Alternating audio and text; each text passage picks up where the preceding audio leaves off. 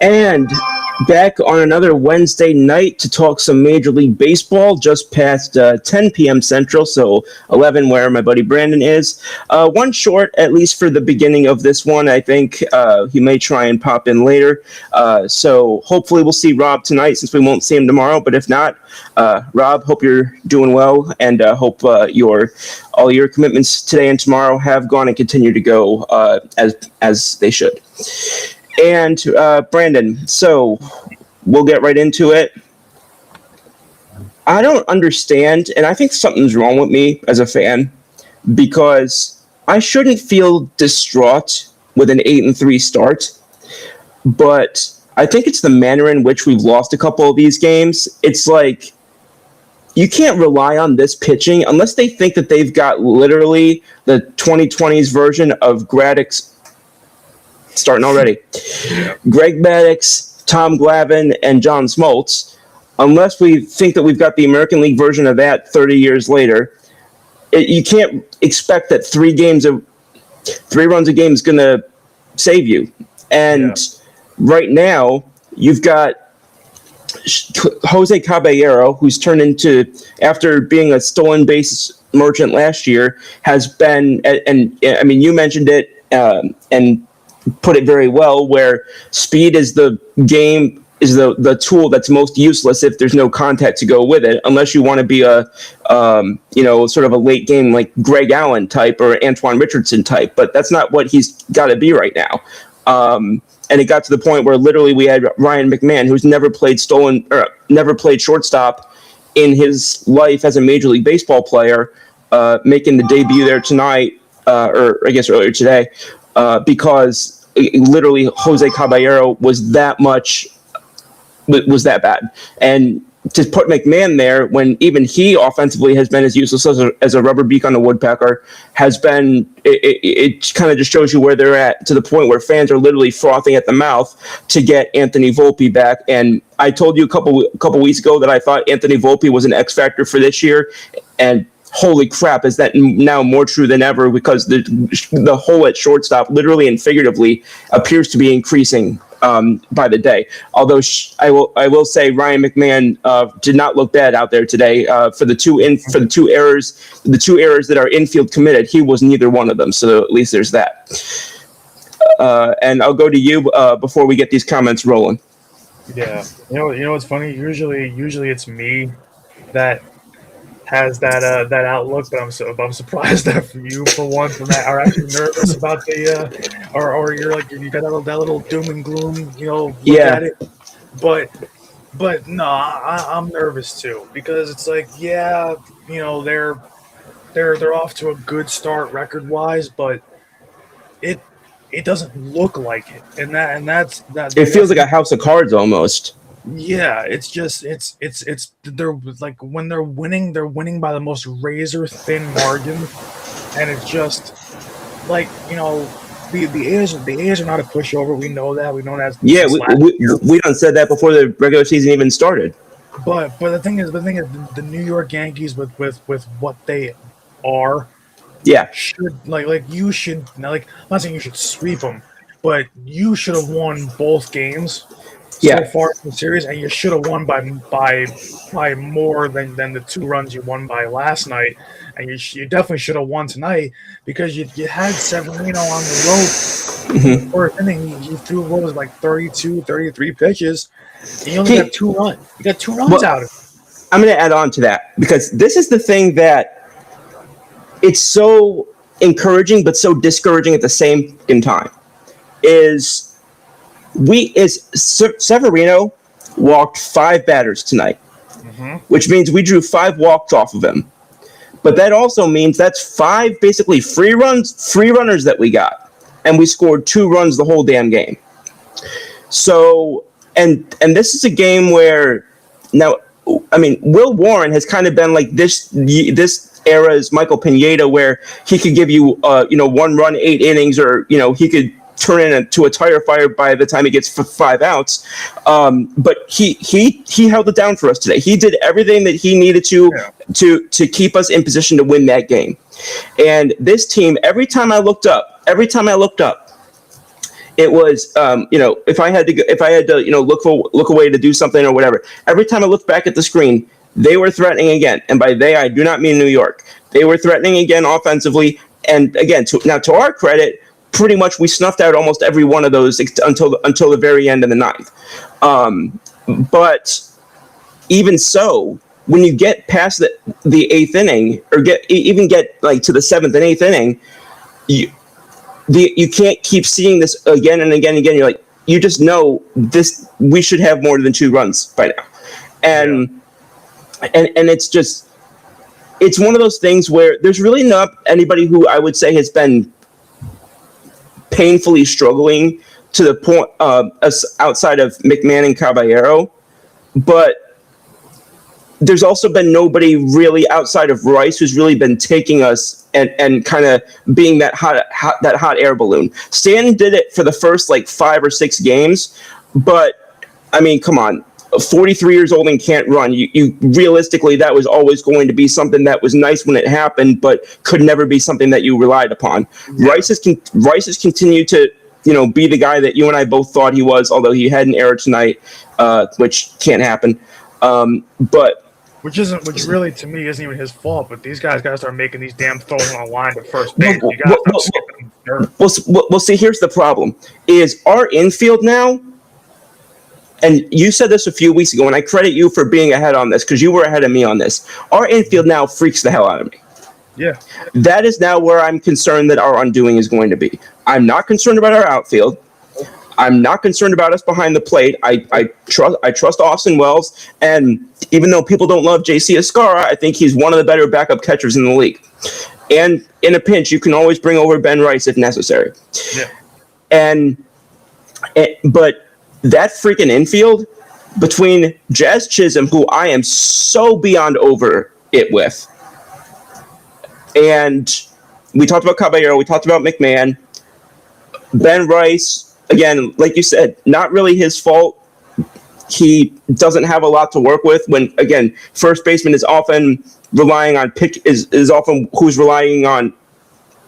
who is relied on to pick up, mistakes from the other guys, and they've pretty much put him through the paces these first couple weeks.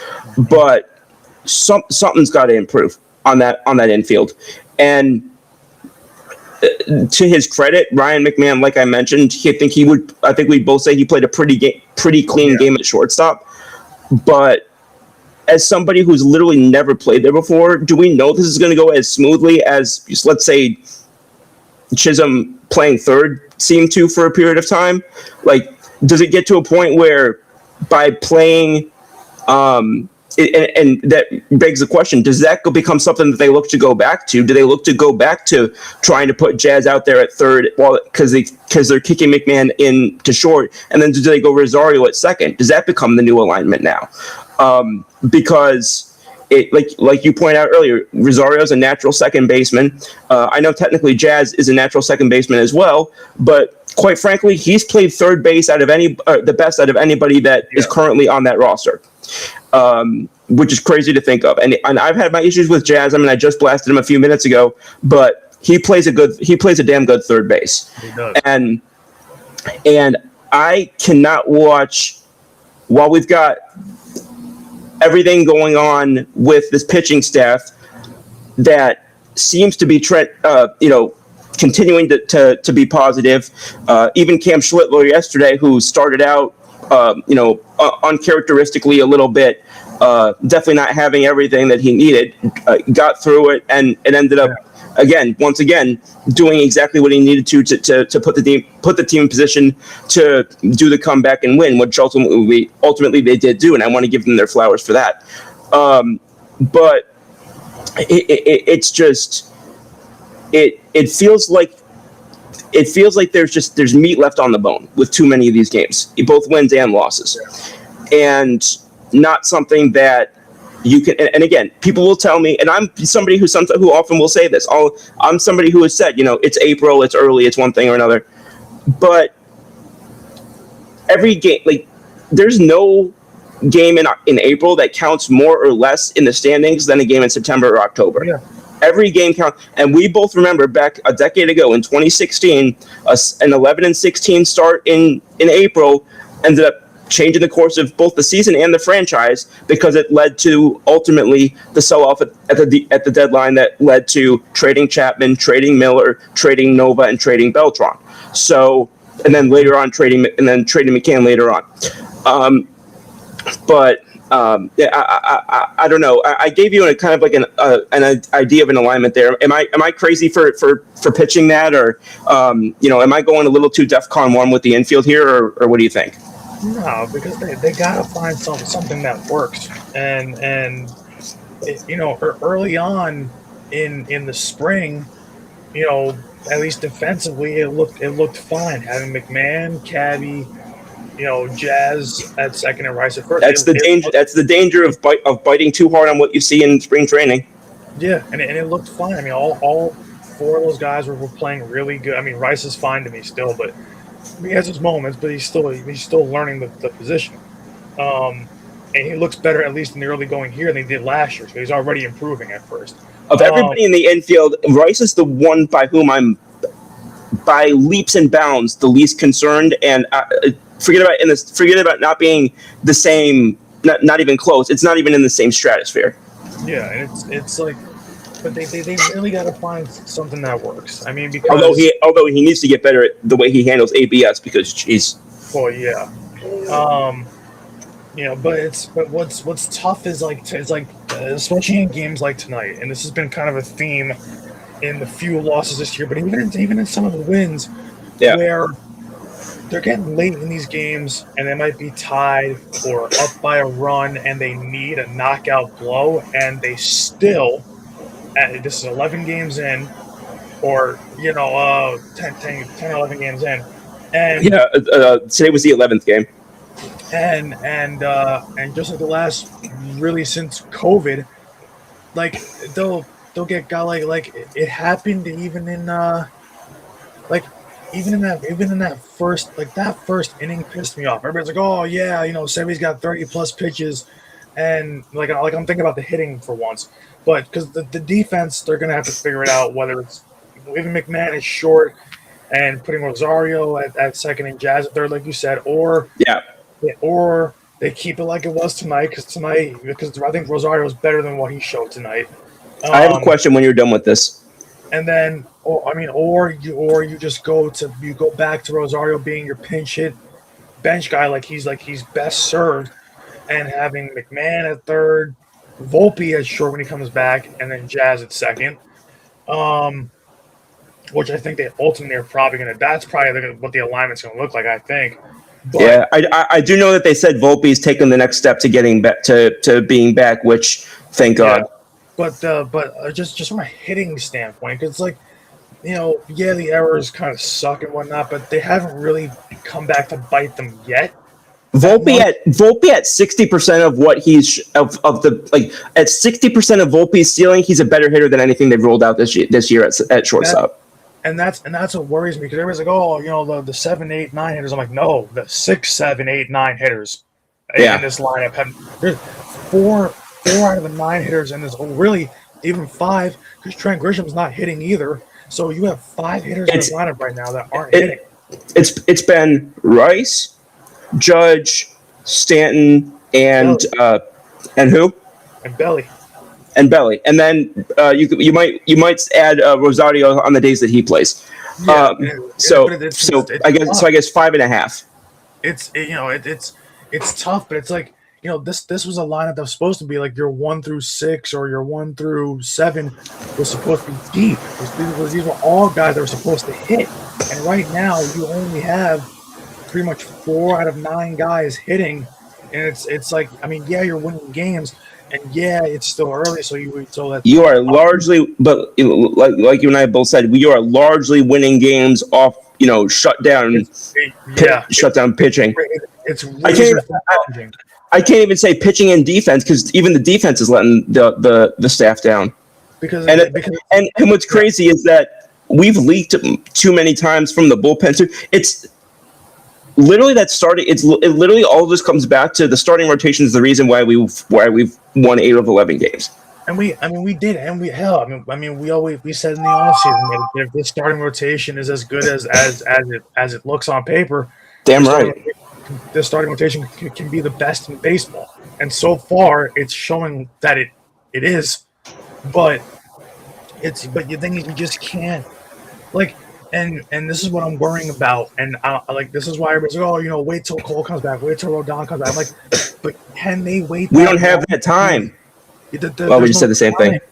Like the thing is, they really can't. I understand that they're still going to come back in the first half of the season, but they're the bullpen is already exhausted. Yeah. The start you only have 4 starters right now, and the thing is that's what's tough is like Warren's not bad as a 5th starter, but because you only have 4 starters, it's tough seeing him go out there and struggle to get through 5, knowing your bullpen has to get the other 4 innings like they did tonight. So it's you can't ask that every night. And the thing is, they're like, oh, the good thing is, yeah, you're getting, well, I guess it's good, but he's coming back, on Friday. So what are you going to get out of Luis Heel? We don't know. He's looked like garbage in spring. He looks garbage in his rehab starts. So I'm like, I pray, and I know that they're not going to do this, but I pray that they start him out of the bullpen. I think they have to, because somebody has to go out there. Like, I don't know if it's like, I was having this discussion tonight with people on Twitter, because I heard half the Yankee Twitter saying Will Warren is not that great of a starter, and half of them saying he's not bad for a 5th, and I'm somewhere in the middle. I think there's room to say both of those are somewhat true. Like, I've always been a guy where I just believe that Will Warren is not best served as your 5th starter.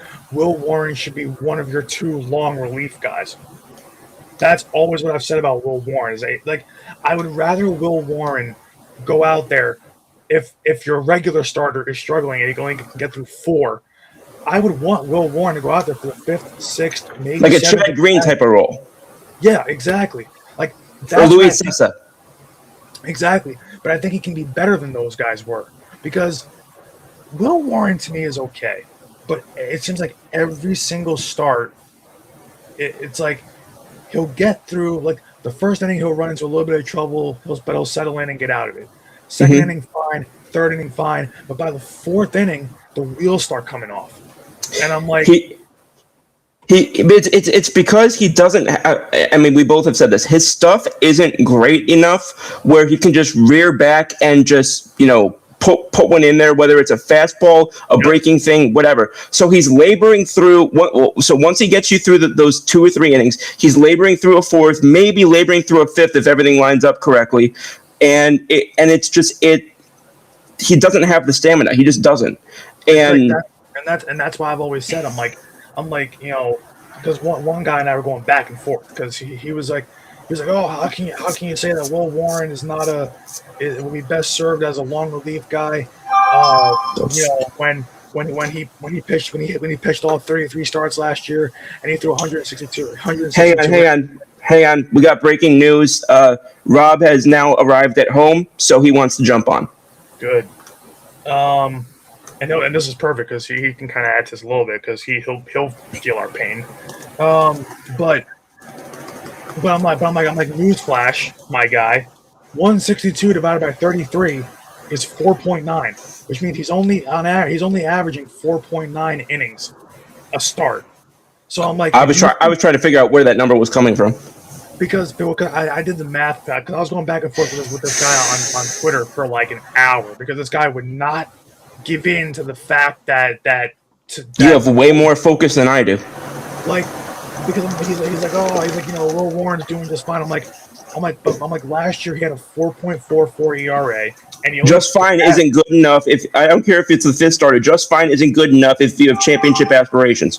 Thank you, because like to me, when I look at a rotation, a 1 through 5, yeah, those first 2 guys, especially in the modern era, in the last, pretty much since COVID, those first 2 guys, I want sub 3 ERAs. Like, or close to it, somewhere around exactly 3. The third and fourth guys, I want them somewhere in the mid 3s, and then I want my fifth guy to be just under or at 4. Mm-hmm. That's what they should be. Last year, he was not good enough because a 4.44 ERA is not 4 or not 3.8, 3.9. So, Oh, sorry. No, because it's like, I'm like, Will Warren, we've always said, can get there, but he's not getting there. He's not improving. So, like, he always was like a high ceiling, low floor guy. Let's try that again. Always was a high ceiling, low floor guy. There we go. And it kind of just feels like I screwed that up twice, didn't I? Yeah, high. Yeah, I mean, I know what you meant. High low, floor, low ceiling. Yeah, that. Yeah. The point of it being is that there wasn't going to be a lot of room for him to completely fall off where he was, but he wasn't ever going to get that much better in all likelihood either. And I said to you, we both said this back in 2025. This guy is the number 4 starter to me. He's a number 4 starter, and there's nothing wrong with being a number 4 starter. But at the same time, you're pitching right now more like a number 6. You're pitching more like a first man out guy, and it begs the question: are they best suited?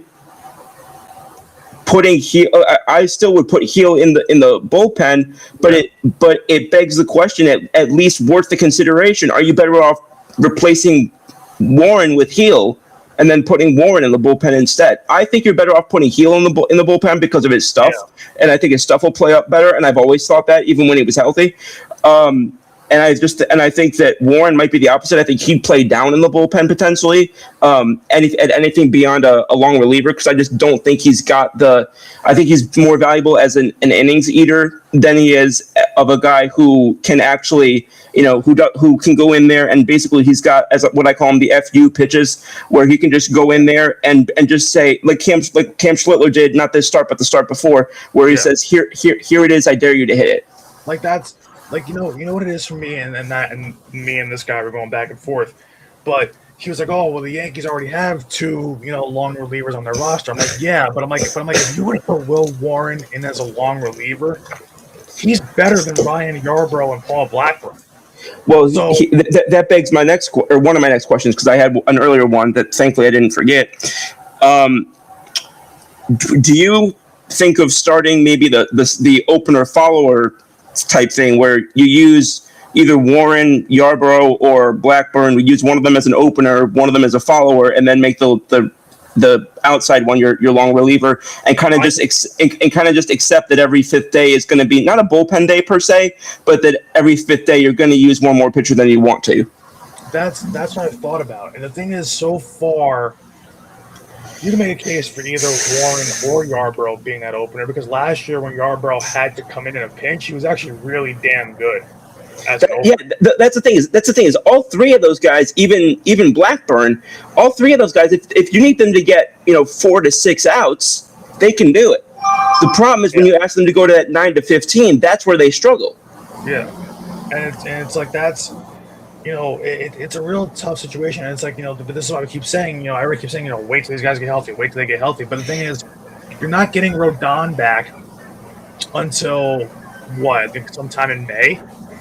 And you're not getting Cole back until what? You're getting Rodon back, was it the end of April, the end of this month, and you're getting Cole back the end of May. You can't wait that long for the pitching to get healthy and hope that you can just keep skating by the way you are. So it's a real tough spot to be in if you're the Yankees, because you're off to a good start record-wise, but you're not playing great. You're not playing great baseball. No one in this lineup outside of Rice is batting over 300.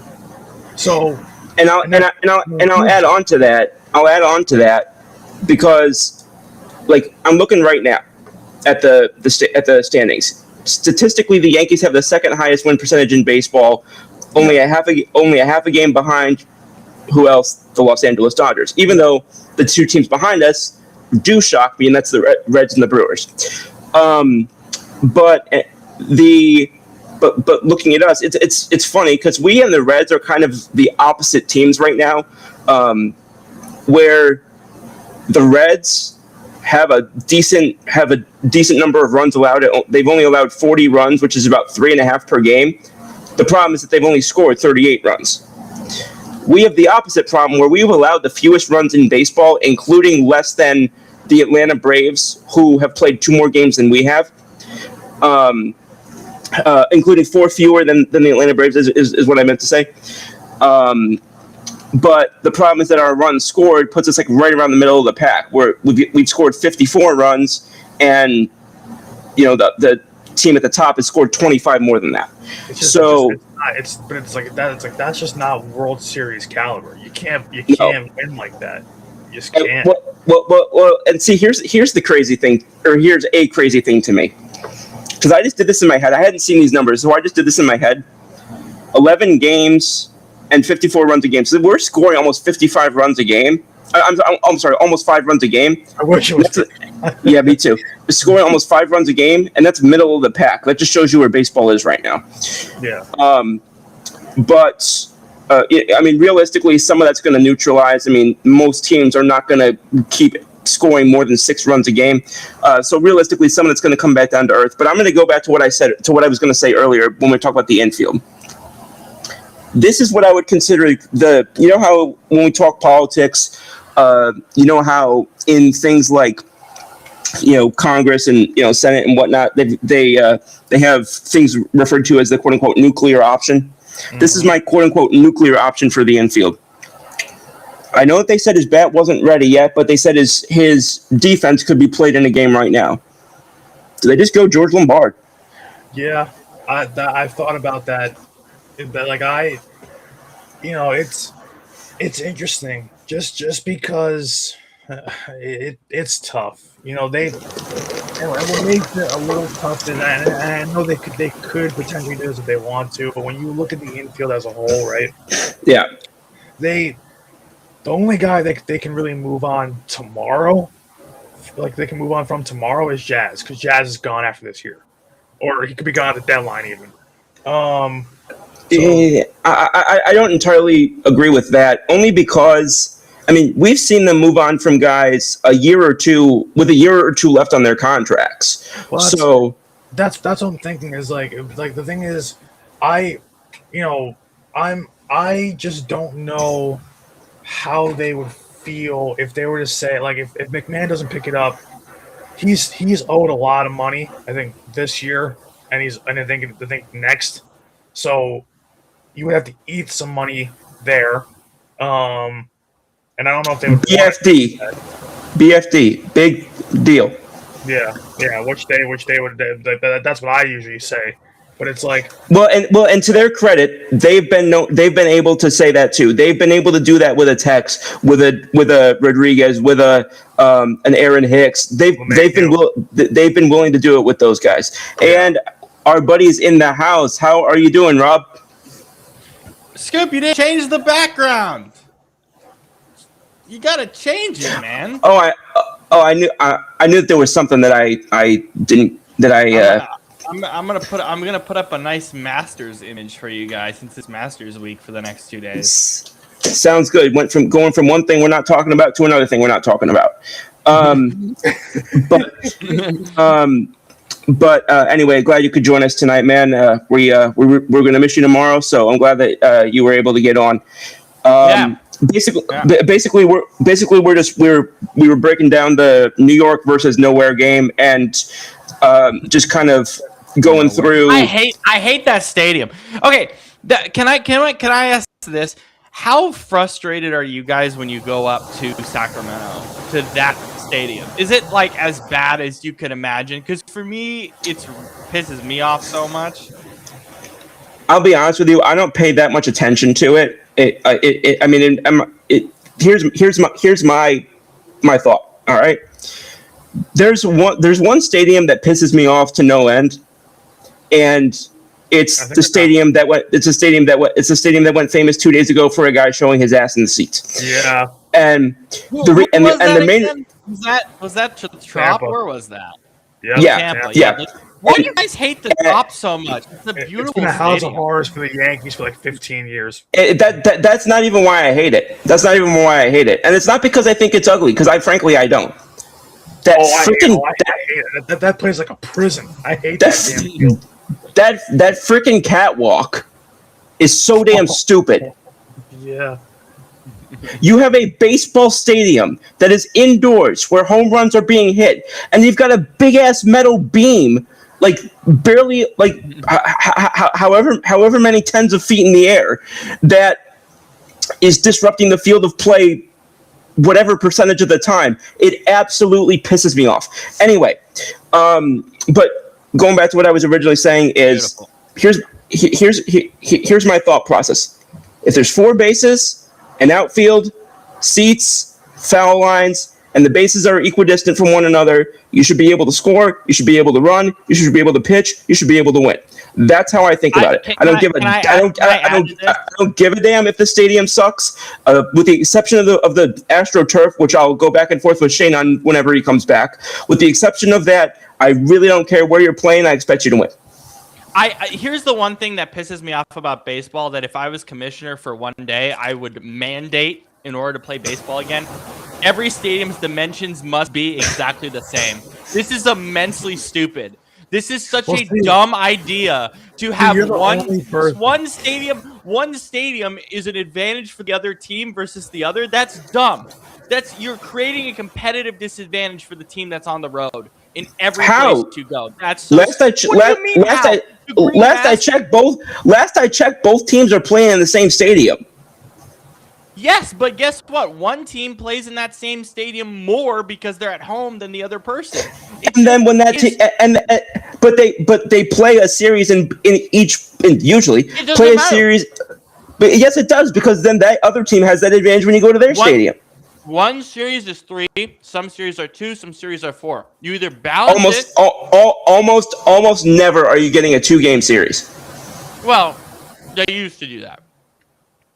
You do. Sorry, guys. I did not. Sorry, guys. I did not eat today, so I'm smacking some peanut butter. That's fine. To save myself. That's all right. You know what it is for me. Can you imagine if an NFL field was, instead of 100 yards in one stadium, it's 140. In one stadium, it's 100. In one stadium, it's 90. That's baseball. It's stupid. Yeah, and then you've got the only reason it exists is because these stupid streets, these stupid local governments, that's why it exists. Because baseball decides to stick in the 1920s in 2026. It's stupid. Well, see, it didn't. We do not live in the 1920s anymore. Yeah. We don't have polio. Well, baseball thinks polio still good. Well, you know what it is? Well, I mean, listen, we can complain about the size of the stadium all we want. It didn't stop the Dodgers from beating Toronto on their home turf. Okay, I'm going to say it again because I'm eating and I'm hungry and I apologize. Baseball thinks polio still exists. Baseball still thinks we're in World War I. Baseball still thinks Hitler's in jail. This is what baseball is right now. It's 2026. And baseball still thinks it's the 1920s. Oh, baseball still thinks Rosa Parks is alive. This needs to stop. We have to move to 2026. We can't allow this. Have you ever seen the old Yankee Stadium dimensions? I forgot. You don't. Rob would have a conniption. You don't, because Monument Park used to be in the outfield, in deep center field. And again, it's not to disparage. Racism is awful. I'm glad that they're doing a better job with that. Because I said the Rose Parks thing, I figured I'd be careful. Oh, okay. But I was so confused there. But baseball still thinks racism exists. Even. You know what I mean? This is a problem. The amount of African American players we have in baseball, we need more. Just like hockey needs more. it's a problem. These things happen in baseball and they're just ignored. Well, you know what it is though, is when you look across the sports, and then now we can kind of finally, I guess, transition away from baseball, but this includes baseball technically, is The problem is not so much that these games are doing a bad job of like bringing in different kinds of like cultures to the game. It's more so of just the price points to get in to play the game are just absurd. It's as bad as soccer. Soccer's worse, but it's as bad as soccer. Like you get like bad, yeah. Like baseball just isn't played in like inner city areas just because it's not affordable and it's not a game that's played. So here's what's crazy though. Here's what's crazy, and it's kind of like, think about what we just watched with the WBC. You go to the Dominican, you go to Cuba, you go to these other countries that are on the whole, right, much like worlds of levels below the U.S. They financially, they just are.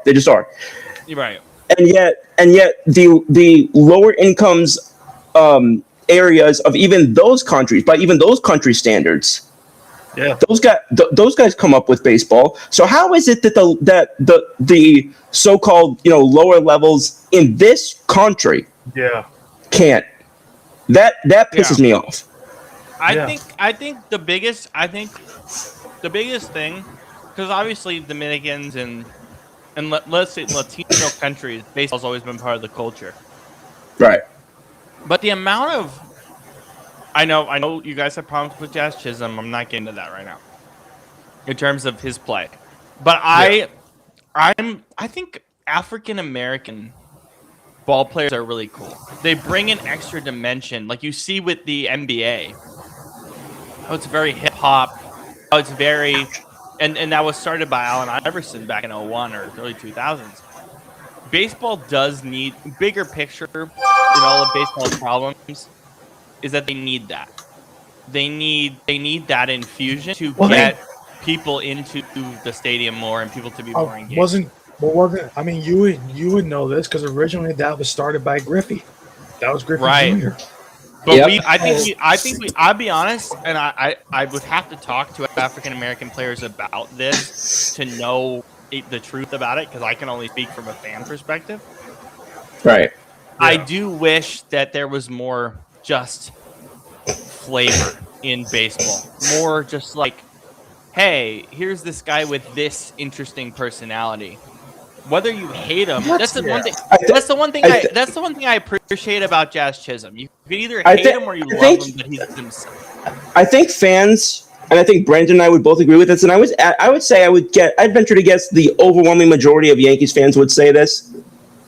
I don't give a damn what your flamboyance is or what your level of flair or ostentatiousness is, as long as you're making your plays and you're Back it up, exactly.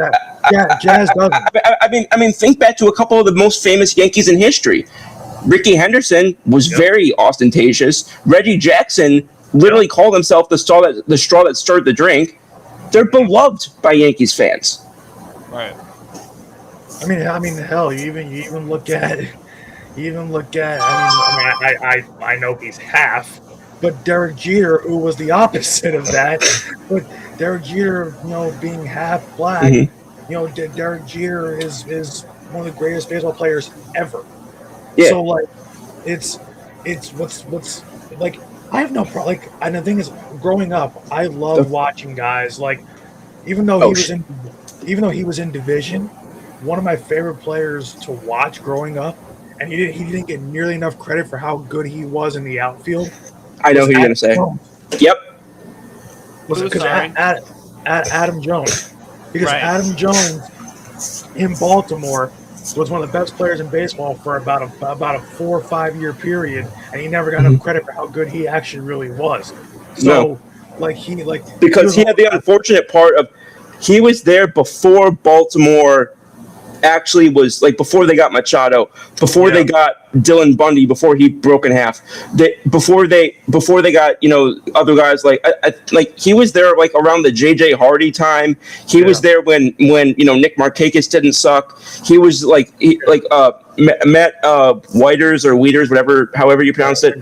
Also, Brian Roberts was there, I think, too. Bro, you remember that fever dream when he was a Yankee? Oh yeah, it lasted. Holy crap! Seconds. But Holy crap! Can I ask one last baseball question? This yeah, is my biggest question, or one Ask of my as many biggest questions as you want. This is a show. Okay. Here's my question. Do you think that the commissioner of baseball cares or likes baseball? No. no. Why not? Why not? From your point of view, I'll- why not? I'll say this. I'll say this. I give him credit for being seemingly right on things where I didn't think he'd be right the last couple of years with some of the changes that he made and one thing or another. But inherently, the commissioner's job is to be a stooge for the owners, typically the highest level ones, and that's what he's there to do. He's not there inherently to be a quote unquote fan of the game, to be sort of a Steve Cohen type who went from being a fan to controlling the operations. I think that he, which again, I don't entirely fault him for. I think he sees it as a business, which it is. I think he sees himself as a businessman, which he is, and I think he sees himself as exactly what he is, a stooge for the wealthiest owners in baseball, which is more or less exactly what he's paid to do. So I don't think. I think if Rob Manfred, I think when he quits in 2 or 3 years, I don't think he will. I wouldn't be surprised if he never watches a Major League Baseball game. Like the reason why I'm saying this is like I look at Roger Goodell. Hell, Brandon, you know this. The best example, maybe not of the last 3 years, but definitely the last 10 to 15. Dana White is what we all wish every commissioner was. And he I don't know enough about him, and I need to learn more. He catches a lot of crap, and I mean every commissioner does for that matter. Yeah, but for some reason, but people don't like him because the other commissioners will smile in your face and then laugh behind your back. He'll do both right in front of you. Yeah, he's real. Dana White is real. He will say what he thinks, I'd whether rather have you that like than it this or not. politicking that the other ones do. But see, you know why I don't like. But the reason why I don't like, Rob Manfred is because for the little things he does do right with the game, like you were saying, the problem is baseball is still not growing the way it should, and he's responsible for that. And yes, that's where my head's at right now. And that's why that's what I'm saying. I feel like I'm sorry to interrupt, Brandon. That's why I'm saying baseball feels like it's still in the 1920s. It's not growing where it needs to go. He's doing the bizarre thing. He's doing the bizarre combination of working to inch the game along, but also self-tying one hand behind his back doing it. Right. That's what it is. And it's not Brandon. And it's not just that, but I mean, this is the same guy that literally called. I mean, you remember this? He called the World Series trophy a piece of metal, an empty cup. I had blackballed that from my memory. How can you blackball that from your memory? That is the most important phrase he's ever uttered as commissioner. Probably because it was that damn stupid and disrespectful that my brain just didn't accept that it actually happened. It's like for in some ways he is helping the game along. The casual fans are kind of coming along because the pace of play is quicker now. So in some ways he gets credit for that, but in other ways it's like he's also just it's almost like stop hitting yourself kind of thing. Why are you sabotaging something that you're also trying to help build? You know what it's like to me? You know how when I'm not making this political, I'm just using the political system as an example. You know how when we've got the primaries and whatnot, and they'll tell a candidate, I don't care who it is, they'll tell a candidate, elections are won in the middle. You're never gonna lose your base, so don't talk to them, talk to the guys. And that's basically what I think Rob Manfred is doing. He knows that he's not gonna lose his 100%. He knows he's not gonna lose his baseball loyalists like myself. As much as I may sometimes shoot from the hip and say this is gonna be that or the other. Lord knows I'm gonna be watching baseball until the end, and all that being said, I think that's very much how I see what Rob Manfred does. He knows he's not going to lose the baseball loyalists, so he thinks that it's worth maybe pissing them off a little bit in order to try and bring some new people in. That's what baseball should have. Baseball, if you look at for better or for worse, if you look at the NFL, if you look at the NBA, heck, if you look at the MLS has progressed leaps and bounds. It's still not great. Brandon and I know this. The product is still not great, but they are progressing leaps and bounds over Major League Baseball in terms of expansion, in terms of getting young fans, in terms of engagement. I will say the expansion thing. I will say the expansion thing is imminent. They had said for a while that the reason why they're waiting until the 3 years from now is because they had two teams, the Tampa Bay Rays and the. I'm not finished with my sentence. What's up? I know. Timeout. Scoop. The MLS expanded from 6 teams to 26 in the span of 10 years, and you guys did nothing in the span of 10 years. Equivalent. We didn't only have 6 teams to start with. I understand. That's a major. That is a major difference. Because your commissioner will not change the game to better the game and to get it to more people, which is what the MLS has done. They actively have expansion, what do you call them, committees or whatever, who are working to make that announcement in 2 years. The reason why, can you let me finish? The reason why they haven't done it is as they said, which, for better or worse, it was because they were 2 organizations that needed to either be relocated or have new stadiums. There was the Tampa Bay Rays and the Athletics. That is the reason, at least for all outward purposes, that is the reason why they haven't gone from 30 to 32, which is, I think that they said that their timeline for that is by 28 or 29, around the time that Manfred's going to be gone. But it's, excuse me, sorry.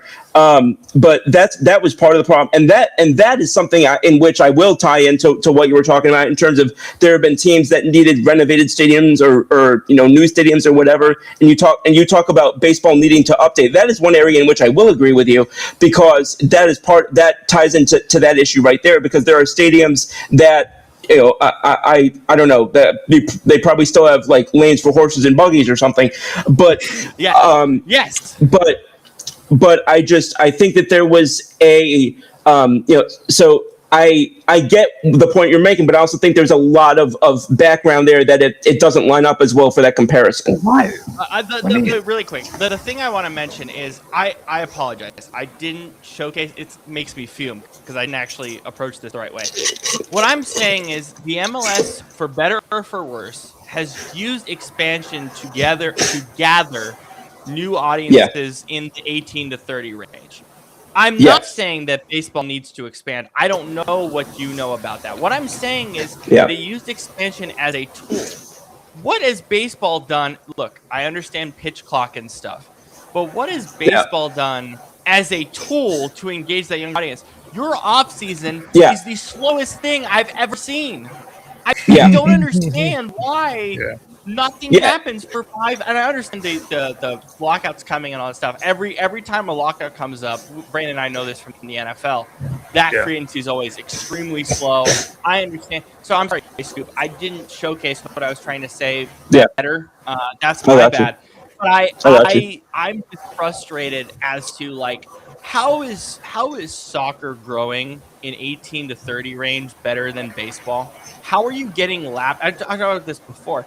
How are you getting lapped this hard? Excuse me. By soccer? And I think what we talked about earlier is a large part of it. Just the sort of the barriers to entry, as they'll say economically, the barriers of entry, which it is literally an economics thing, but it's also otherwise. In terms of the game, I do think that just in the times that we're in terms of attention spans and whatnot, I think the inherent fast motion of things like soccer and basketball, I think just gravitates to young kids That's why it pisses me off when people are still saying that baseball is too slow. I'm like, then you're not watching it, because game only goes 2.5 hours now. Game goes the exact same length as the NFL, except barricades. See, that's the thing. And this is why I had a little bit of skepticism and cynicism with the things like the pitch clock and whatnot. Is because I think that it was never truly about the actual duration of the game. It was about the rate of the motion within the game. And with baseball being what it is, that inherently is not going to, there's only so much you can do with that. I love that you said that. I've never had someone approach it that way. I think that's a very fascinating way to think about it, because it's not just about the speed. It's about, okay, baseball has these inherent things that are just ingrained into the game that will never change. I love that you said it that way. Remember before the pitch clock, there was that famous YouTube video of the time it took one guy in a Cubs game to throw one pitch versus that was whole half an inning. Yeah. I like the pitch clock. Well, there are some guys whose windups. I mean, I don't need to be able to go and cook a medium rare steak in the amount of time it takes you to do a windup. That's what pissed me off. Is like when I played baseball growing up, you didn't like, especially because I pitched. You pitch the ball, strike a ball, get the ball back. About 5 seconds later, you basically got the sign from your catcher. You threw it again, but in the majors before the pitch clock, these guys would throw a pitch, then they would mess with the rosin bag, then wipe the sweat from their forehead, then do this, then do that. Look at the second baseman. I'm like, bro, throw the damn baseball. They would throw the ball around the infield more times than we did in Little League, and I'm like, what exactly? Do you need to learn your second baseman's name? Like what? But the thing I love Scoop. I love that you said it that way, though. I'm sorry, Brandon. I love that you said it that way, because it just reaffirmed what people, I think, misconstrued about baseball. And Brandon, I'm going to let you go with this, because I think this will add to your point. It's that inherently with any sport that we talk about on this show and Football After Hours and any show we've ever done, the game is still the game. The game doesn't change. People who don't like baseball, and this is kind of what you said, and I think Scoop put it in a very concise way to add to what you're about to say. People who say that just actually don't care to like baseball. Yeah, and we shouldn't be listening to those people. Please continue, Brandon, because I think that's the one thing before you continue that I wanted to reaffirm. The biggest thing for me is pace of play in baseball was never a problem. Like, people never had a problem with it until social media became a widespread thing. And we know that social media does basically kill your brain cells, because we've known since the rise of social media that, you know. Have you seen our fan base on there? It fries my brain cells. It's so funny. I love Yankees fans. You all are so funny.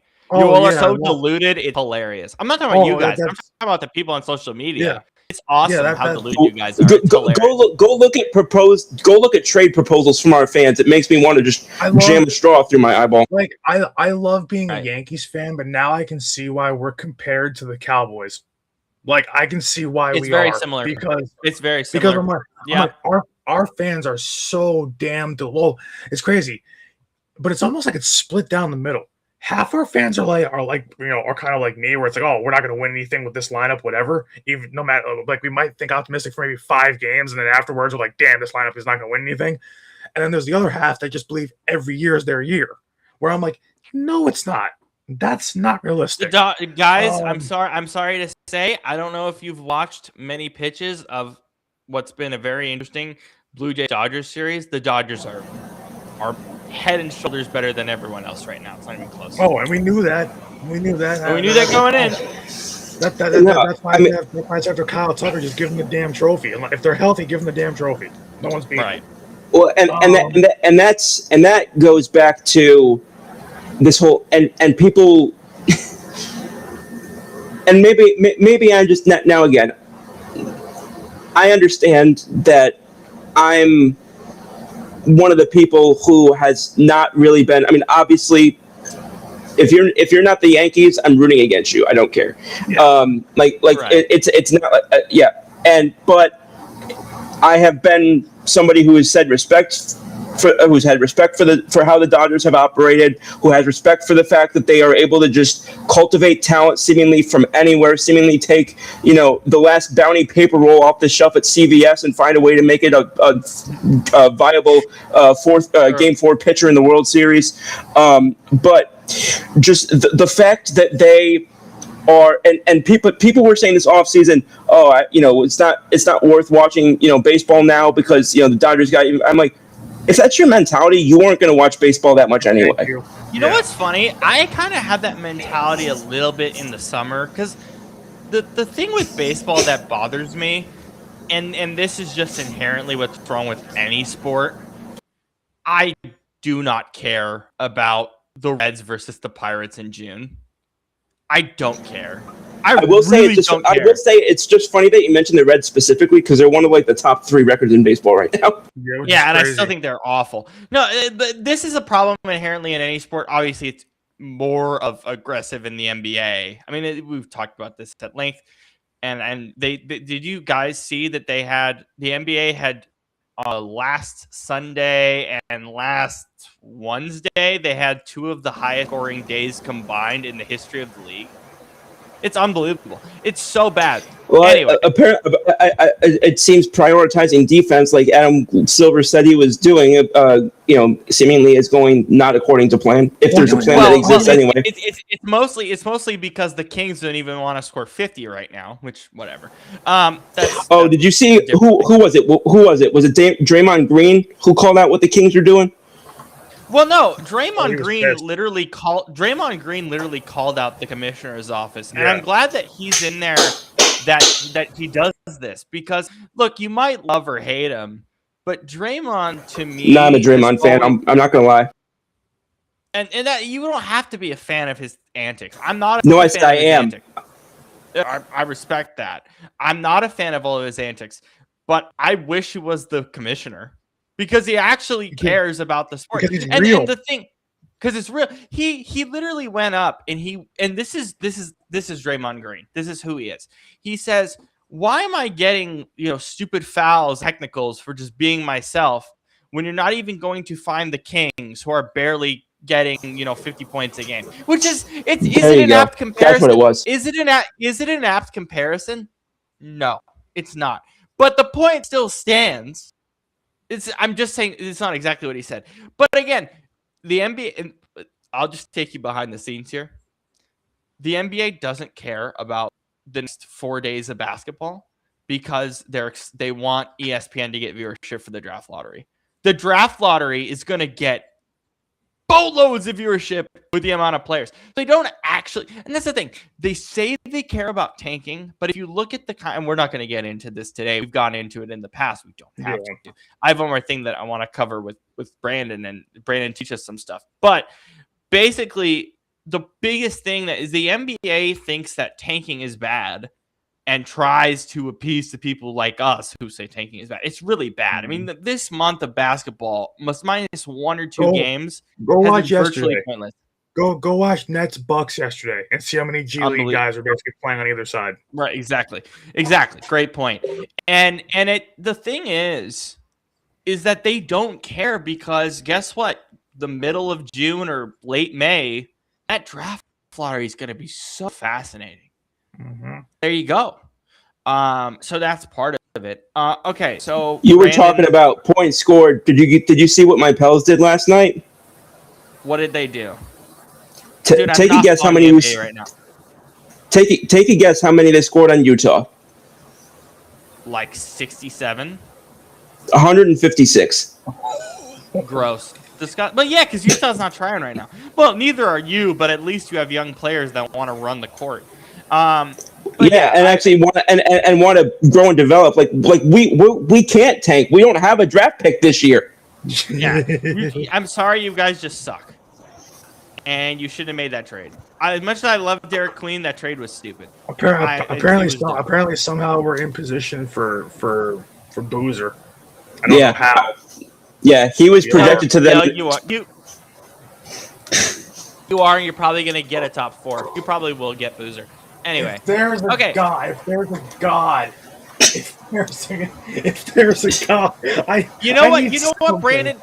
Brandon just proved my point. He cares about the draft lottery more than his roster in the next 4 days. Because I know we suck. I know we're garbage. Yeah, I'm looking at the box score. I'll just run through this real quick. Fears had 40, Poole had 34, Hawkins had 25. Our number 4 scorer in the game had 20, and it was Micah Peavy. Micah Peavy? Micah Yes. Peavy's a back end. See what I mean? It's a back end player. Okay. Do you see why in the NBA now I don't care when a guy drops 40, 50, 60 points anymore when it's some no name that'll never do it again? You know why? Care. You know why I realized this? Because this has been the worst month of NBA basketball of my entire life. I haven't turned on an NBA game, like willingly sat down and watched it since January 12th, probably. Like That's been wildly specific. a long while. I know how people coming off their couch say like, "Oh yeah, I can do what these guys do," watching a game, whatever. Like back then, no, you can't. But I'm almost convinced I could go out there tomorrow and drop at least 10 in NBA games. You can drop 10 against G Leaguers. Absolutely, you can. Okay, so and I know we have the Masters logo. We'll probably do more Master stuff next week because I want to see what happens. Well, honestly, you know what? We're going to talk a little Masters on Saturday because we'll be watching it while we do FAH. So the one thing is WrestleMania is next week. We're all within 10 days, right? 10 days? Or 9 days? Yeah. Roughly. I'm only going to watch Sunday because I'll be at the Sounders game. So basically, Brandon and I have asked Brandon basically to help me kind of, around this time of year, around, my birthday, around the Masters, I just kind of like, all right, yeah, I'm excited to watch at least Sunday of WrestleMania. So give us kind of, we have, 20 minutes here before we're supposed to go off air. Just give us, your experience with wrestling. Teach us about wrestling. I know Scoop is also much newer than I am, or obviously you are. Give us some lowdown about your history with it. What makes next weekend and WrestleMania as a whole such a big thing? Not only in the wrestling world, not only in the sports world, but it's culturally very, very big. These 2 days that we're going to have next weekend are culturally very, very big and very important on the world calendar in general. So you can go how you wish, but I think Scoop and I would be very interested in all these pieces as we're getting ready for WrestleMania next week. Well, wrestling is the first thing I want to say about it before I get into any of that stuff. The people that say that also are the same people that evidently will say baseball is boring are also it's very similar. Or they'll tell you, "Oh, wrestling's fake. Why should I care?" It's like, well, here's the thing. Just like people saying baseball is boring, like, I can go out there and do that. I would challenge anybody that watches wrestling to get into a wrestling ring and try to do what those guys do on a nightly basis, because you can't. And no one can. No. And everybody talks about the physical toll that regular the unscripted sports takes on your body, whether that's football, basketball, baseball, whatever, what have you. Wrestling takes the most, probably, out of your body. One of the most for sure. That's up there. To me, that and football are the two worst. But and MMA, I would argue, and MMA. And MMA. But it's and MMA I would say is I would say it's probably MMA, wrestling, and football. Because MMA takes wrestling, it takes jiu-jitsu, it takes all these disciplines, and you're actually fighting somebody. It's not scripted. And you're still trying to hurt someone. Right. So it's tough. Those people are some of the baddest people on the planet. But when it comes to wrestling, what makes wrestling interesting is it is very, very physical, and it still is to a degree a combat sport, but there's also the entertainment factor of it, so it's still a show. So what's interesting about wrestling, and some kids when you're young you gravitate towards it, some don't. I was a kid that did, and a lot of my friends were, and it's one of those things where a lot of us kind of fell off along the way as we got older, as everyone does. But then you find ways to come back in. But then you find things that you like about it, and you come back into it. Listen, I love wrestling still, but I've come back into it around COVID. I got back into it, like as I was That's in how college. I got into it. That's how I got into it. Was And COVID. and That's how I got back into hockey. yeah. See, like it's the Back same into for any hockey sport. for Scoop. Yeah. But when it comes to wrestling, like growing up when I was 7, 8 years old, wrestling, and I don't want to get into the problems wrestling has these days, but as a little kid, I when want you to do that. I want to do that next week. If Scoop wouldn't yeah, mind, I would love to do that next week. There's a yeah, lot of but issues in but wrestling. Okay. but the thing is, as a little kid, when you watch wrestling for the first time, you're hooked into it because it's not a movie and it's not a TV show. These are live people doing something live in front of your face. It's live acting basically, and it's Yep. cool. It's edgy. It's physical. So it's something that you as a little kid your eyes are just kind of glued to, and and growing up for me, it's like as a little kid you don't know any better. You think it's real. So, and in some cases, there are some times where real life stuff does bleed into wrestling. It's not often, but it does happen. Um, but when it comes to that, you know, like right now, the guy running the show, the guy running in the all WWE is Triple H. Triple H, 20 years ago, growing up for me as a little kid, was one of my favorite wrestlers. Um, but him, The Undertaker, Kane, John Cena, Randy Orton, Rey Mysterio. The list goes on and on. And Oh, I'll be those right guys. back. I gotta grab. You said Rey Mysterio. I'm gonna grab something. I'll be right back. I can kind of think about what Yeah, it's Brandon be. knows exactly what I'm gonna grab. I'll be right back. I actually did know pretty much every name you said, so I was surprised by that. Yeah. So, but that's because you know Because they're those cult. names. Because as Scoop said, every name he knows names. Because wrestling is cultural icons. These people become Yeah. icons outside of wrestling. Like it's the newer ones you won't know, Yeah. but it's like I grew up watching a lot of these guys. I grew up watching plenty of them, and the thing is like wrestling is cool, and that's why I was happy when Kenny said on our show last week about the new show. I don't know if he's going to want us to tell it now or if everybody saw it, but about the new wrestling show that's coming to the network, and it's coming with Snitsky. And when he said that, and when he said that they were able to get him to kind of do this wrestling show, that's why my eyes kind of went big when we were doing our show. And I was like, that's awesome, like legitimately, because as a wrestling fan, and like that's still kind of a market that's as big as it is. It's in terms of podcasting and talking about it, it's still very niche and it's very small. Um, which is there it is. I knew you would get it. Um, wrestling is still, for some reason, it's it's kind of weird because it's such a small platform, like outside of the business, to talk about it and to read about it and to it's just very niche. It's very much If you're not heavily involved, you can get slightly involved, but it takes some effort. It's not something you can just yeah. And the thing is like and there's a lot of sayings in wrestling that go around and all that stuff. But basically, so to get into like the history of this stuff, so wrestling was basically born out of the old school carnival days. So it was considered a carny kind of thing. So you saw them at like at circuses or local fairs or whatever it was, town fairs. And of course you had those old school like strong men doing this kind of thing.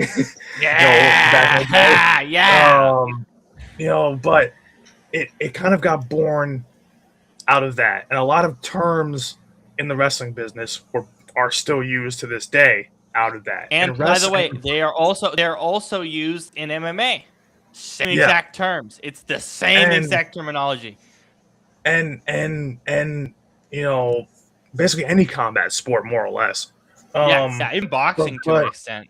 To an extent, yeah. Yeah. But when it comes to wrestling, it's pretty interesting because there's just a lot of kind of, you know, it's very nuanced, and it's because the main thing about wrestling, both back then and pretty much up until right before the social media era, was, so for however many years that was, what, 60 years or so, you basically, you looked at wrestling as like, oh, like people did not know until pretty much around the time of Y2K. People didn't know that it was scripted. Fans took it seriously. People took it seriously. People thought it was a real fight, and it was pretty obvious to tell that it wasn't. But people didn't know. Looking back, absolutely, yeah. But it's just, and when you the biggest thing about why wrestling became as big as it was is because especially back in the early days, and then of course it got edgy in the late 90s and early 2000s, but in the very early days and up through the first few WrestleManias and all that stuff, it was very, it was cool for like little kids to be like, yeah, that's my hero or whatever, or and but it was still family friendly. Families went to go see this with their kids. It was a spectacle. And so, like, and that's where you have guys like, of course, the names that everyone knows. You have your Hulk Hogan's, you have your Andre the Giants, you have Ric Flair, Bruno Sammartino, Jimmy Superfly Snuka, and of course that list goes on and on and on.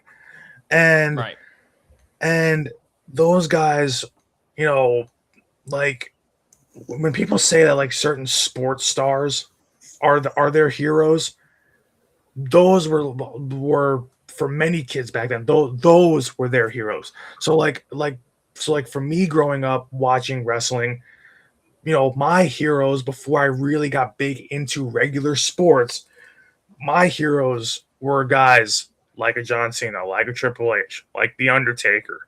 Those were, they were all cool. They all made wrestling fun, and they all were so dedicated to their craft. Now, what people do not realize about wrestling is just how hard that business is to both get into. Not so much today. Today, you can pretty much, with the right amount of training, you can get in. It's a lot kind of easier. But back in the day, and by the way, and you have AEW there. You have so many different opportunities to really land. And TNA, yeah. And so, but back when I was little, back when we were little, the only real companies, because WCW had dissolved, and a lot of those guys went to WWE or they went to TNA. So you only had two companies, and it was TNA and WWE. And but back in the 80s through the 90s and the very, very early 2000s, you had WCW and WWE, which was then the WWF. And they were competing, obviously, and then WCW obviously lost in the Monday Night Wars, and we can get into that whole thing. But basically, when we were little, the only two companies that were on TV were TNA and WWE. And TNA eventually faded after a lot of the former WWE guys that went there had retired from there. Basically, TNA went down, and WWE became like the only show for a while. Right. Then in the very late, well, here goes Scoop. In the very late, I don't know. You're okay. It's been buggy all night for some reason, even before I came on. But in the very late 2010s, in 2018, they started it, but it didn't go on TV, I believe, until 2019 is when AEW came around. And AEW, the goal originally was to bring back the old school fan into wrestling. And it did just that. And I still love, if I could pick between the three companies, AEW is still my favorite one right now. Yeah. And it's to me, it's just better. It's edgier, it's cooler, it's more adult. I like, and it still has silly moments. The thing that I notice with AEW right now is that the fighters actually care to put on a good product. They do. It's not hemmed in. No, Yeah. yeah, and it's like, and I Or love the it, wrestlers, I should say. but when it comes to like, but we'll focus on those other companies another time. But when it comes to the WWE side of things, WrestleMania is such an important time of year because that's even though it comes kind of somewhat early on in the year long calendar, it comes on in April. It comes Or on in some, literally the first week of the Stanley Cup playoffs. It's which the is first weekend. yeah, and it's weird. You would figure that it would come at the end of the year, like you would start over, you would start fresh at the beginning of the year, and then work your way to the end. But Yeah. not for wrestling. Wrestling, pretty much, you have a certain amount of pay-per-views. You've got your Survivor Series, you've got The bank. Money in the Bank. You've got all these different ones, but WrestleMania is what every wrestler looks towards, and WrestleMania, just because the thing is about this business is, as much as people look at it from the outside in and they think it's silly, the guys in this business, it is very much a brotherhood, and they very much take everything seriously about what they do. Mm-hmm. Wrestling is a very serious business when you're inside it, and the thing is with that, WrestleMania is still coveted as like the holy grail of wrestling. And it basically, it pretty much always will be until proven otherwise. Even with the struggles they're having recently, but still, it still is that because generations upon generations have watched this, and little kids have wanted to grow up being like Hulk Hogan, like Stone Cold Steve Austin, like The Rock, like John Cena, like The Undertaker, and those guys were your main event guys at your pay-per-views, but especially WrestleMania. So, like, there's been so many different guys over the years, and the thing is, everybody's like, oh, well, anybody in WrestleMania can be, or anybody in wrestling, or especially in WWE, can be successful and be a legend. That's not true. Because if you look at all the guys who are considered legends in that business, they all put in the work. And remember, as much as people want to crap on wrestling, there are no off days in the WWE. There's no off days in pro wrestling. You don't have an off season. You work basically Nope. 365, You work essentially. 365. You're on. I mean, they do get a little more time off now than they did back when we were little, but Right. for better and for worse. I mean, there's good and bad to it all. But the thing is that but those wrestlers, especially back in the day, so those Cena's, those Rocks, those Austins, those kind of guys, they put in the hours, late night.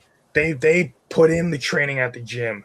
They put in love and care into their promos, which is obviously them, speaking into the mic. Anytime you see a wrestler speaking to a mic, it's a promo. And It's saying, hey, we're going to do this fight at WrestleMania. Check it out. yeah, Here's the build yeah, up.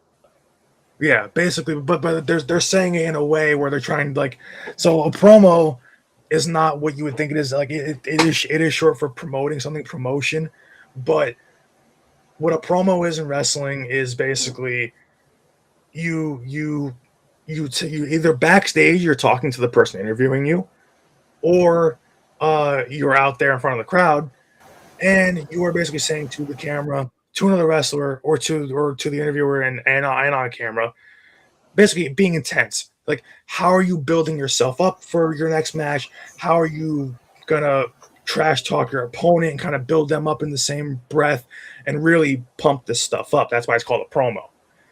And so basically, every time you see wrestlers, so everybody, all these pay-per-views every year are what they're called PLEs now, but I know them back in the day they were called pay-per-views because you had to buy. PLE You still have to is, buy I forgot what it's called. I forgot what it's premium. called for premium live event, correct. Yeah, PLE Yep, is a premium PLE. live event. There you go. There you go. But it's just a new term. It's just a new version of saying pay-per-view. That's all it is. Because pay-per-view's dead. With all the streaming services, nobody wants to do pay-per-view anymore. But that's what a PLE is. It's a pay-per-view. And but so every time, and here's the thing too, you will get storylines even during these, even during the other pay-per-views, the other PLEs. Storylines won't just end there. The key is to end your storyline, especially if you're a main, like not so much a mid card guy or a low card guy. If you are a star and you're the draw of the show, and you're the guy that's either co-main eventing or main eventing, your goal is to basically drag out, not too long, but drag your story out long enough to make people remember it and to put on a good show each time you wrestle that wrestler, but also to build it up for WrestleMania, because that's when you're going to fight them to determine who either wins a belt or who is going to come out victorious in a brutal storyline, whatever the case may be. And by the way, they are planning this out of like how this story is going to end, what like a move, year, what spots. They plan out that. Oh damn it, Rob! I knew it was going to happen eventually. It's happened to three of us. It's happened to me first, then you. Now it's happening to him. When did it happen to you?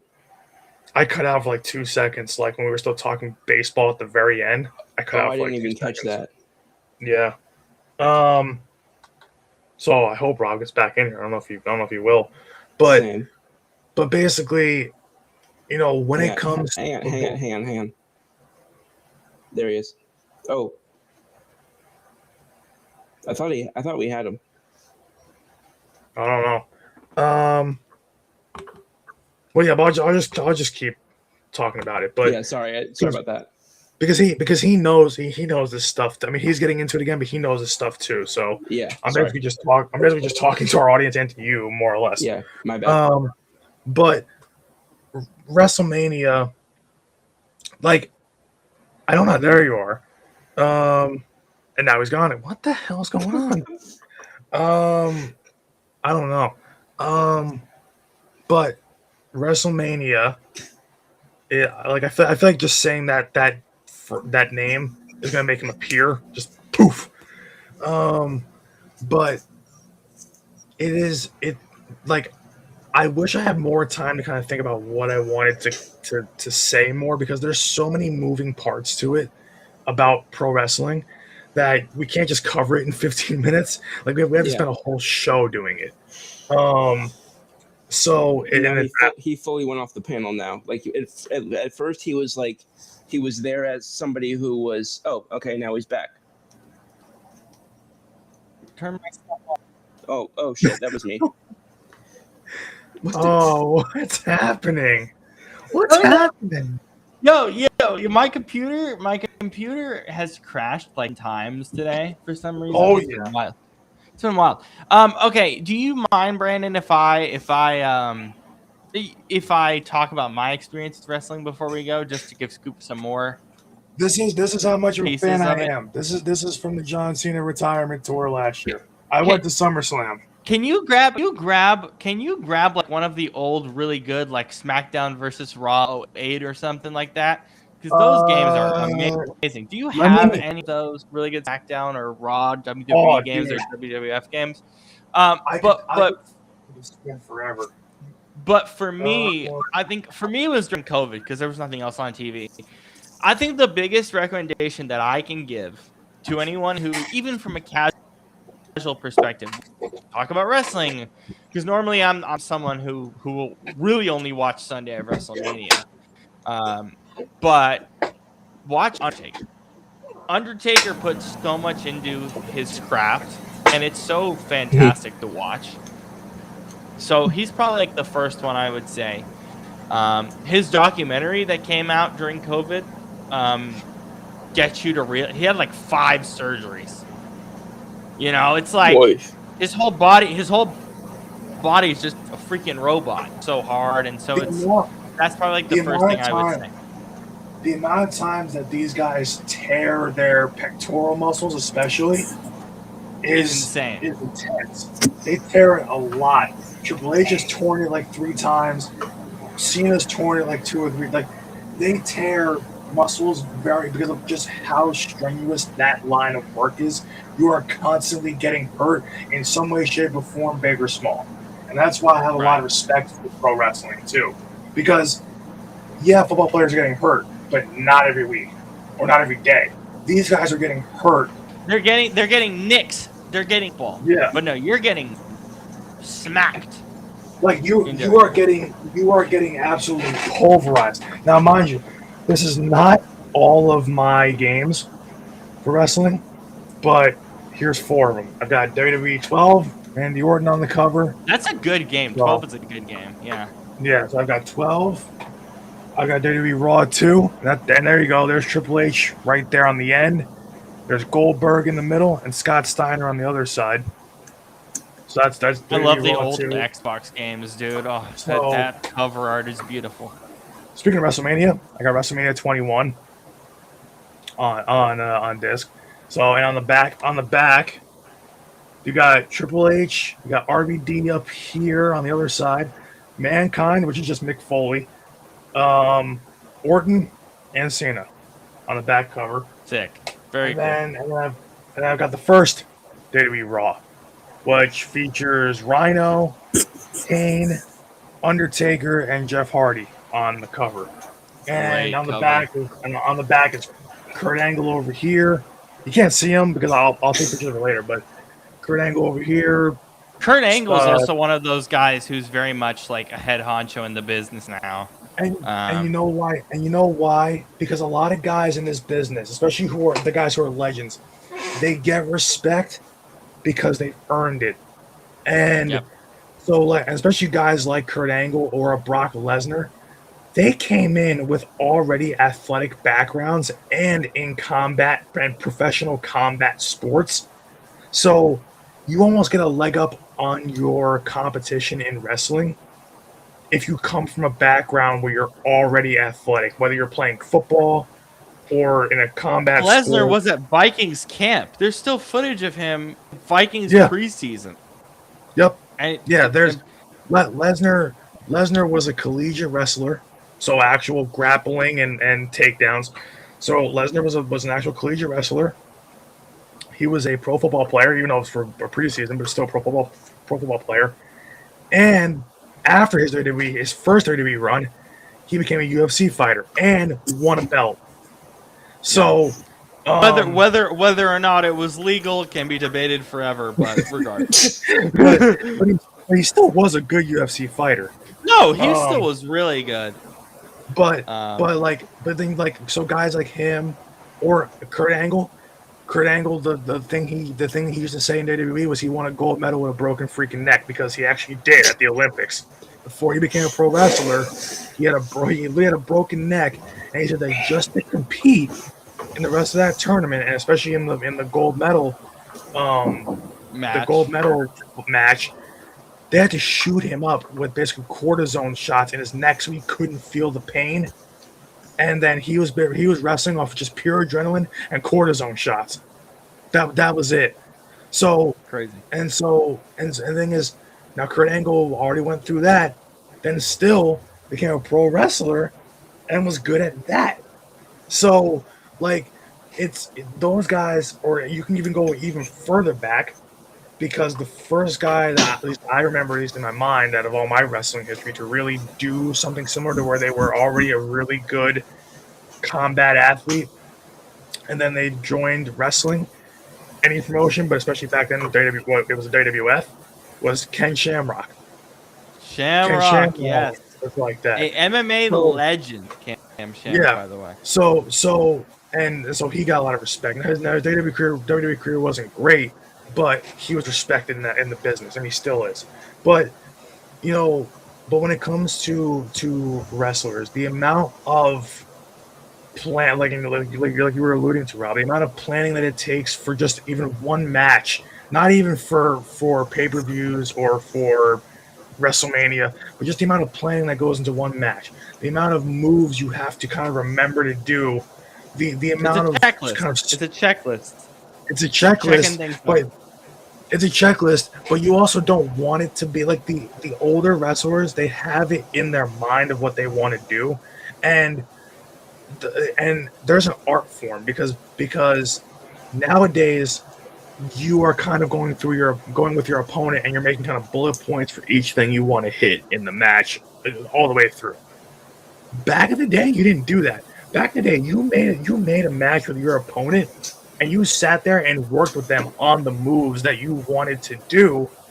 So you were basically quote unquote sparring with them essentially hours before that match took place and that's why house shows need to come back. We need more house shows are important. And the thing is, and house shows were also fun for the wrestlers as much as they had to travel so much. A lot of wrestlers, especially old school guys, they admitted that house shows were fun because they had a little more liberty to kind of play around either with the audience or with their because they're not on TV. It's not on TV. You just gotta buy tickets and go. Yeah.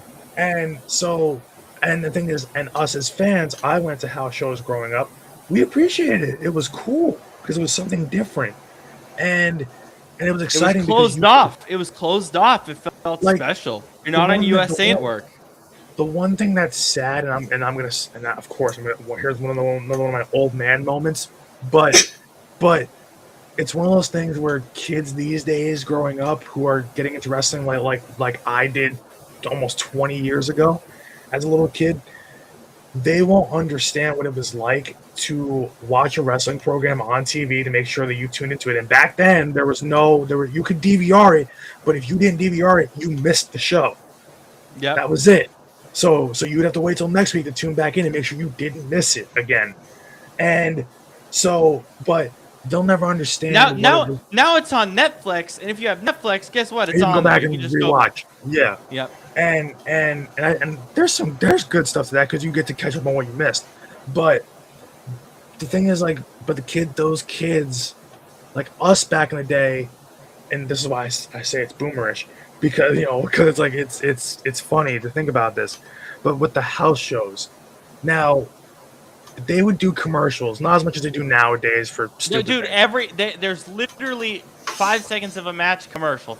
It's so awful. Yeah, it's so but awful. they would. But 20 years ago when we were growing up as little kids, they would cut to commercial, not as often as they do now, but they would cut to commercial, and pretty much. So the first commercial you would see that they would cut to commercial would be like the old school, like if you guys can picture it, you guys ever hear like the old school monster truck adverts like Sunday, maybe ish, like when they go big air, big events, big moves coming to your area, and whatever date it was. So they would do that with pro wrestling. It'd be like, hey, New Jersey, WWE Raw is coming to the Prudential Center on Monday, May 16th, 2008. And that was a house show. That was not for Raw, it was for a house show. So all my friends in the area, because we would all watch Raw that night and then go to school the next day, we'd be like, hey, did you see, you want to go to this, or like we would beg our families to take us to this. And it was a cultural thing. Wrestling was more, it was family about fun. Community. But it was about like they would shout out your area and be like, guys, we want you to come to this. We want you to come to the house shows. Because it's not just about the main shows. The main shows make money, but the house shows was where the heart of wrestling is. And the thing is people don't understand this, that don't understand that wrestling is fake or wrestling is scripted. They don't understand that it is an art form. It is very much an art form. And it's very much, and the thing is, these guys are putting their bodies on the line to entertain you for 2 or 3 hours, sometimes more. And they keep saying oh, it's fake. I'm like, but you do realize that some of these guys, they wrestle in different kinds of matches. A ladder match could end your career, and it has ended many wrestlers' careers before. An Iron Man match where you go for a full hour.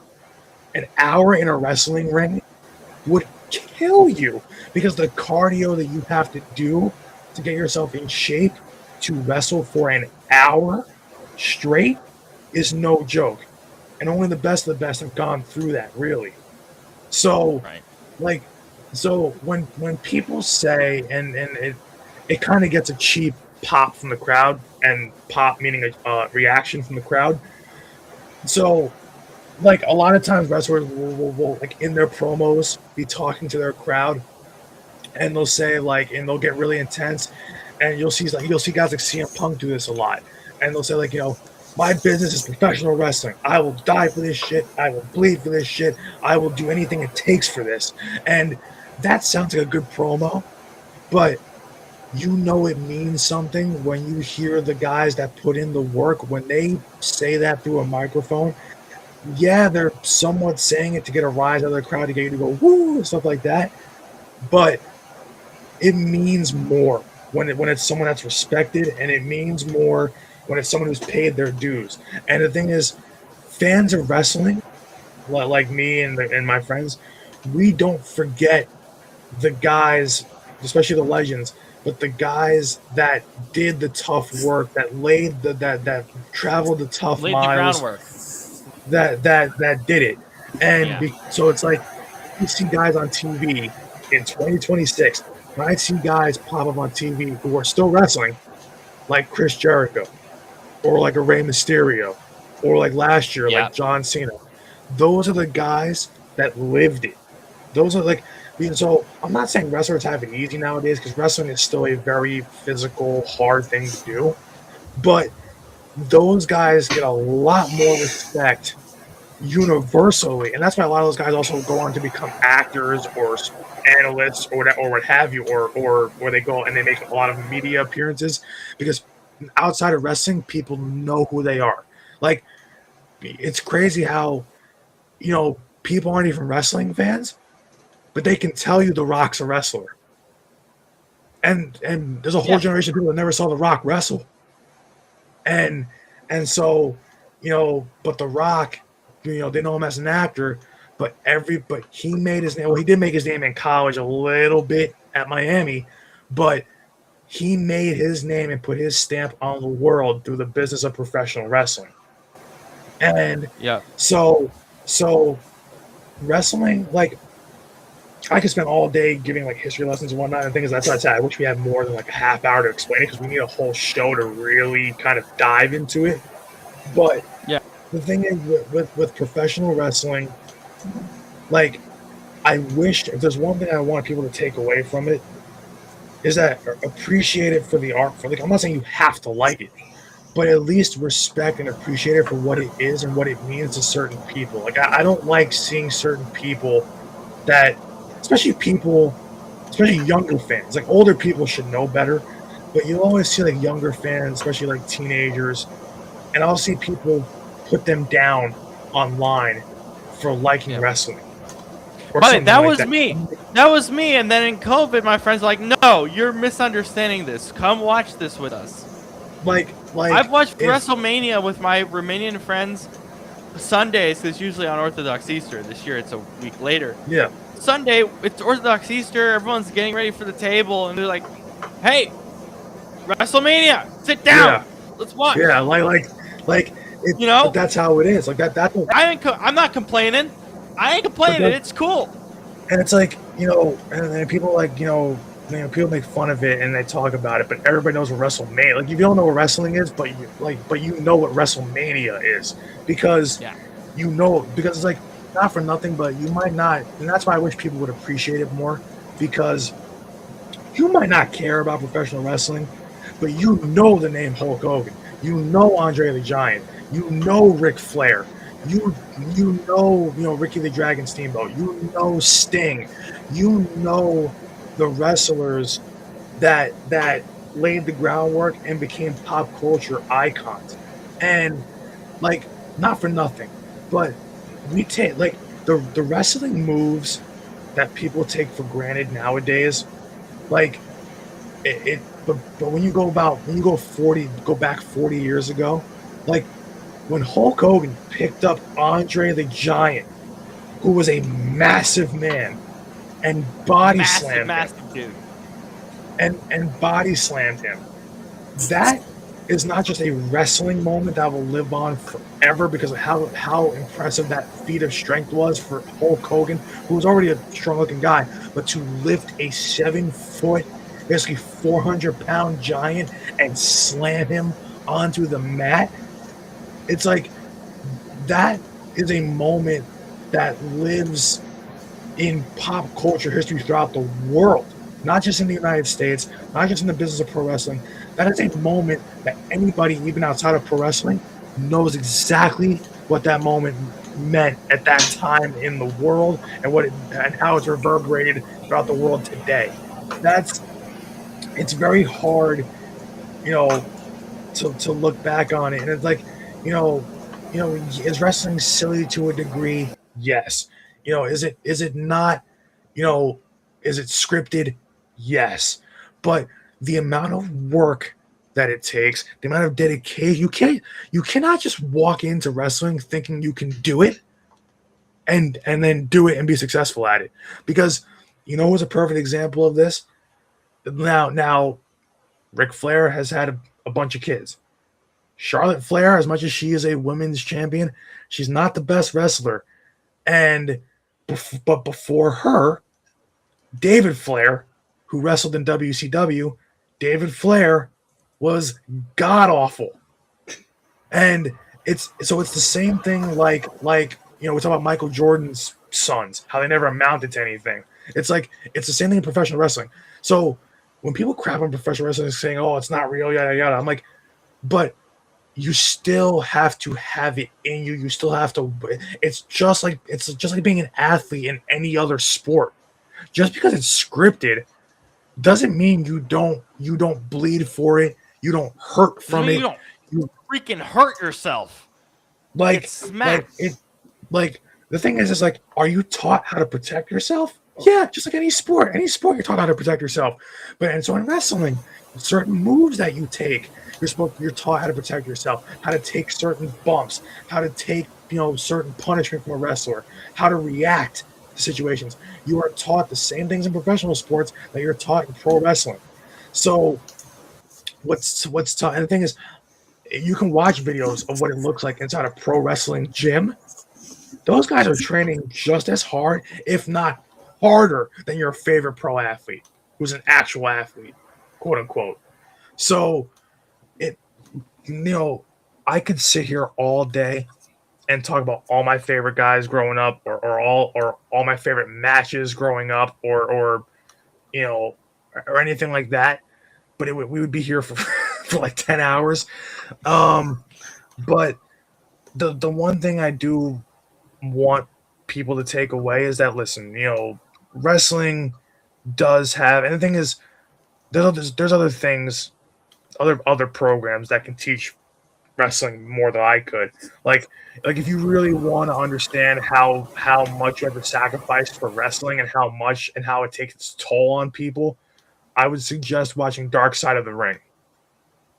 That's a great series because Dark Side of the Ring talks about the rise and fall of some of the greatest wrestlers to ever grace the business. Macho Man Randy Savage, Bruno Sammartino, the list goes on. And the narrator for most of it, I don't know if he still does it now because it's still an ongoing series, unfortunately, because you don't want to hear about tragic stories. But the sad thing is, and this is actually true, and this is why I sent you that John Oliver video about him talking about professional wrestling and all that stuff. Is I'm loving those videos that you're sending me, by the way. Keep them coming. That's awesome. I'm learning so much. The sad thing is, and people don't realize this for a quote unquote, fake sport and whatnot, the lifespan of a professional wrestler is far shorter than anything else in the United States. It's far shorter than that. Like you're done. You might be what? It's like you might live until you're like 55, 60 if you're lucky. If you're lucky. You like, and the thing is like, you have your exceptions. You have your Hulk Hogan's, you have your Ric Flairs, whatever. But it's very few and far between. A lot of wrestlers die in their 50s and 60s. It is what it is because like there's multiple that you hear that died at 28, 29, 30, 35, 40 years old. A lot. Yeah. Yeah. And a lot of good ones too. And people don't talk about it enough. And I know it's a very taboo thing to talk about, but it's also a thing that back in the day, they, especially back in the late 90s, early 2000s, even into the mid 2000s, they didn't talk about the health and wellness of a wrestler, of wrestlers in general. And if you want to understand how much someone can go through and how much wrestling takes its toll on people, and I'm sure a lot of people, this transcends wrestling, but the name Chris Benoit and that awful story, that his rise and fall, because that is probably the saddest story and the most probably disturbing story in professional wrestling, really in any kind of sports period. And because they say, like, oh, we talk about CTE in football and in very heavy contact sports. CTE is very prevalent in wrestling. It's Very. like, even if you put your hands up to block an opponent's punch, kick, or you go to put your hands up to block them from throwing you into the wall, your body and your head are still taking that impact, and you're still feeling trauma. it. The trauma. You're still feeling the trauma from it. So, and now, mind you, back in the day, before they kind of, did the whole health and wellness policies and it's really not great. It's better, but it's not great. It's still not great. But before they really pushed the health and wellness of wrestlers, like, kind of to a higher priority, back then, you should see it, and I think a scoop. I don't know how you'll react to it, but the guys taking the chair shots off their heads. Oh my god! Because the chair shots are crazy. That especially back in the late 90s, early 2000s, during the Attitude Era, when those guys took chair shots, that wasn't the sound of the chair hitting their hand.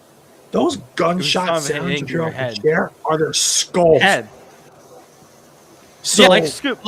Literally, you can go back on YouTube, and it's literally just a guy taking a chair, a ladder, a metal folding chair, mind you, a metal foldable chair, or a metal ladder, and imagine you getting smacked in the head, square in the head, with a metal whatever.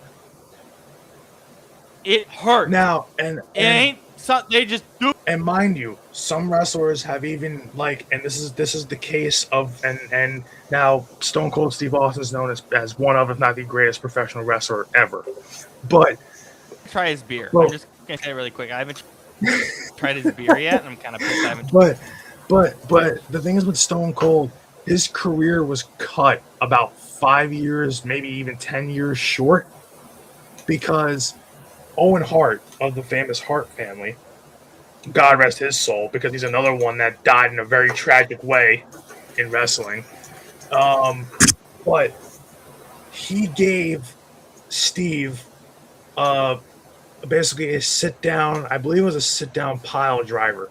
And the problem is, this is what happens when you don't have a guy who, like, a momentary lapse in judgment or a mistake can almost kill you. Because in a pile driver, you're taught to not drop the opponent. Yeah, we're gonna end soon anyway.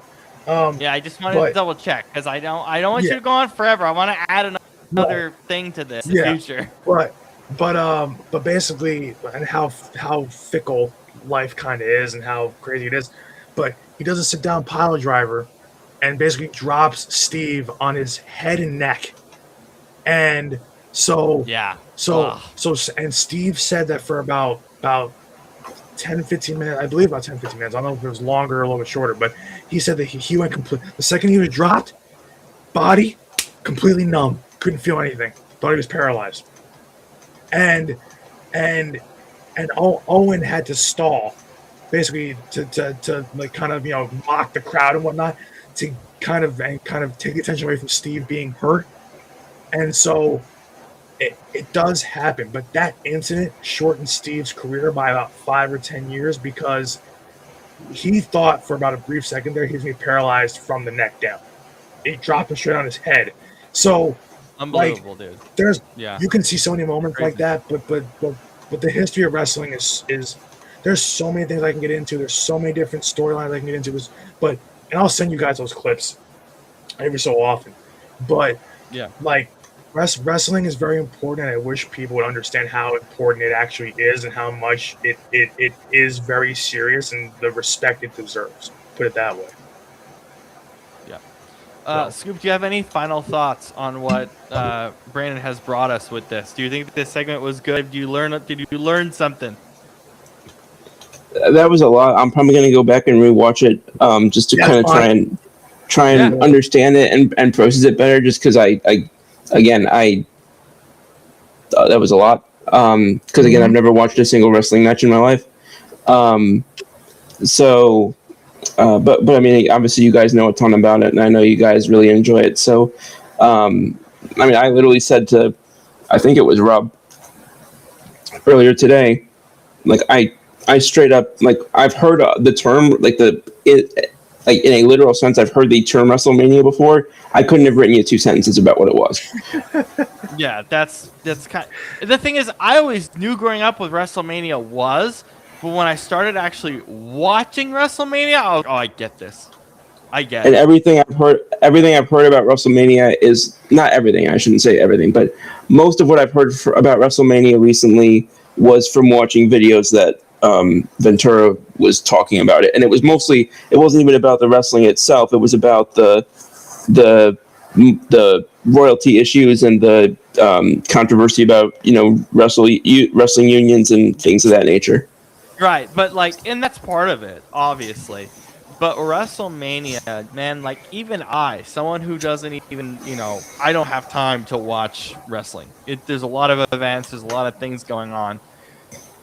Even I am hyped for it. I'm like, oh, okay, we got to check this out. So yeah, it's pretty cool. But Scoop, thanks for letting me kind of spearhead that, because I really wanted Brandon to talk about it these next couple of weeks before the big event. So I really appreciate you letting us do that. Thanks for letting me hop in a little bit late today and get I was glad you were able to make it.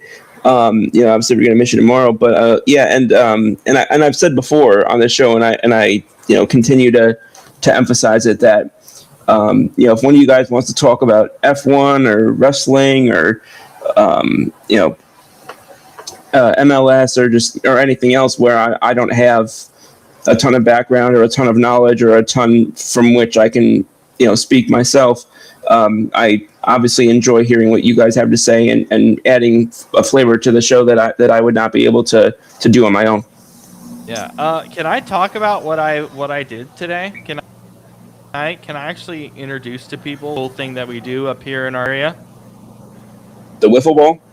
Yeah. Can I talk about it really quick before we go? What's up? Okay. So I wanna showcase this because it's pretty cool. So this is a league down in Edmonds, which is close by where I live in Linwood, called AWA Wiffle Ball. They have a YouTube channel and everything else. And these are people with, everyday lives on teams doing wiffle ball out of this guy's backyard. The stadium, and Brandon has seen it. It's literally done off this guy's backyard, and Shane and I once to 3 times a week go to this guy's house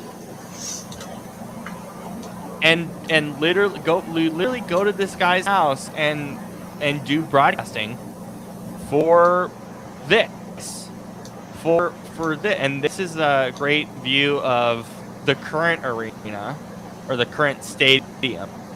This is a guy's house, Scoop, mind you.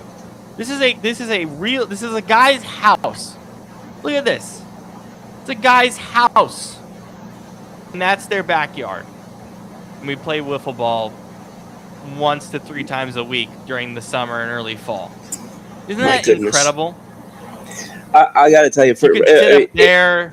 It's still hard. It's incredible. I mean, I'm not gonna lie, the picture quality is not great. but from what I can tell, it does. I mean, it obviously looks really cool, and to be able to do that in your backyard, I mean, the guy clearly did a lot. He and whoever helped him clearly put a lot of time and effort into constructing that for y'all. Yeah, and then I'm sure you know this, Scoop. Do you remember Trevor May? Of course. Yeah, he is a big as well. He played in the league. I think he still does play from time to time.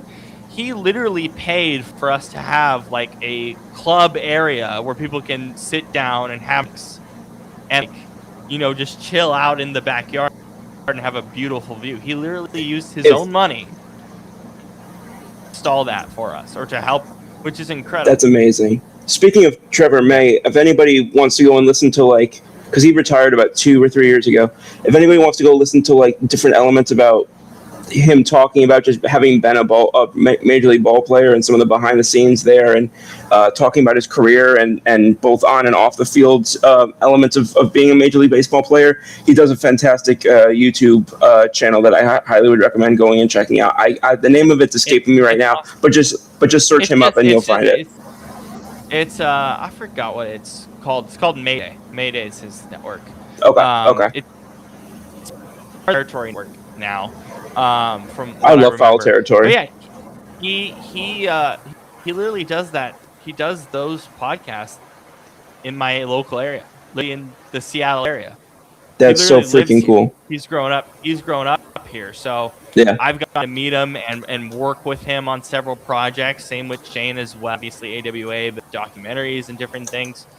So yeah, I've been very lucky to work with him in very close proximity. I know that we've tried to get him on the shows and stuff, but he's been incredibly busy with Mayday, and rightfully so. Anyway. You know who you gotta try to get on there whenever he's done this season? Trevor Bauer. See if he wants to do it. I know he would love to do it. I'm positive. Oh my gosh. But yeah, he has played. He's know what? If you want to see the difference between throwing baseball and throwing a wiffle ball, watch Trevor May do it, because it's way different. It's way different. The ball, obviously. It's way different. Oh, yeah. So anyway, I just wanted to shout that out. We do games Monday through Wednesday, depending on the week. awawiffle.com. Go check us out over there. It's incredible, man. And Shane and I are to be part of that production team, and that's why I came in late today. Just doing production for them in literally, basically in their living room is the whole production area.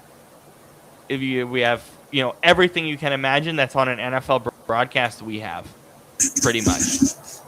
It's pretty incredible. So.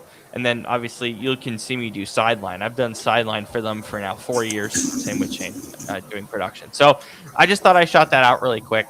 That's for awesome. Any of you who want to see more of the stuff that we do outside of this, outside of the K&K network, that's one of our major projects that we do as well. So I figured I shout that out before we go, because that is why I'm late, and that is why I literally, unfortunately, I don't like eating during any of our shows, but I was starving. I couldn't have survived. So I apologize, Scoop, but I really would have fallen asleep on this desk if I didn't have this. Yeah, no, we don't need that. And I also getting lightheaded when you're hungry and whatnot is an awful feeling. Definitely wanted to, totally understand. I'm glad that you were able to make it on, since I know tomorrow you've got other commitments.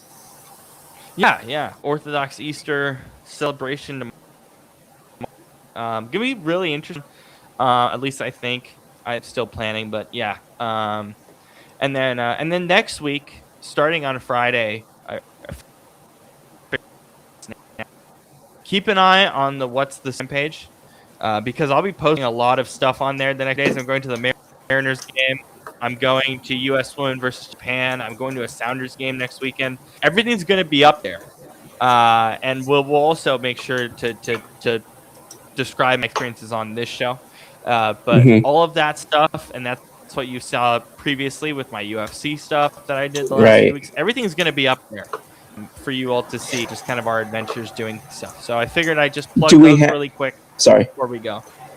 Do we Yes. have anything to say yet on that front regarding the show, or not yet?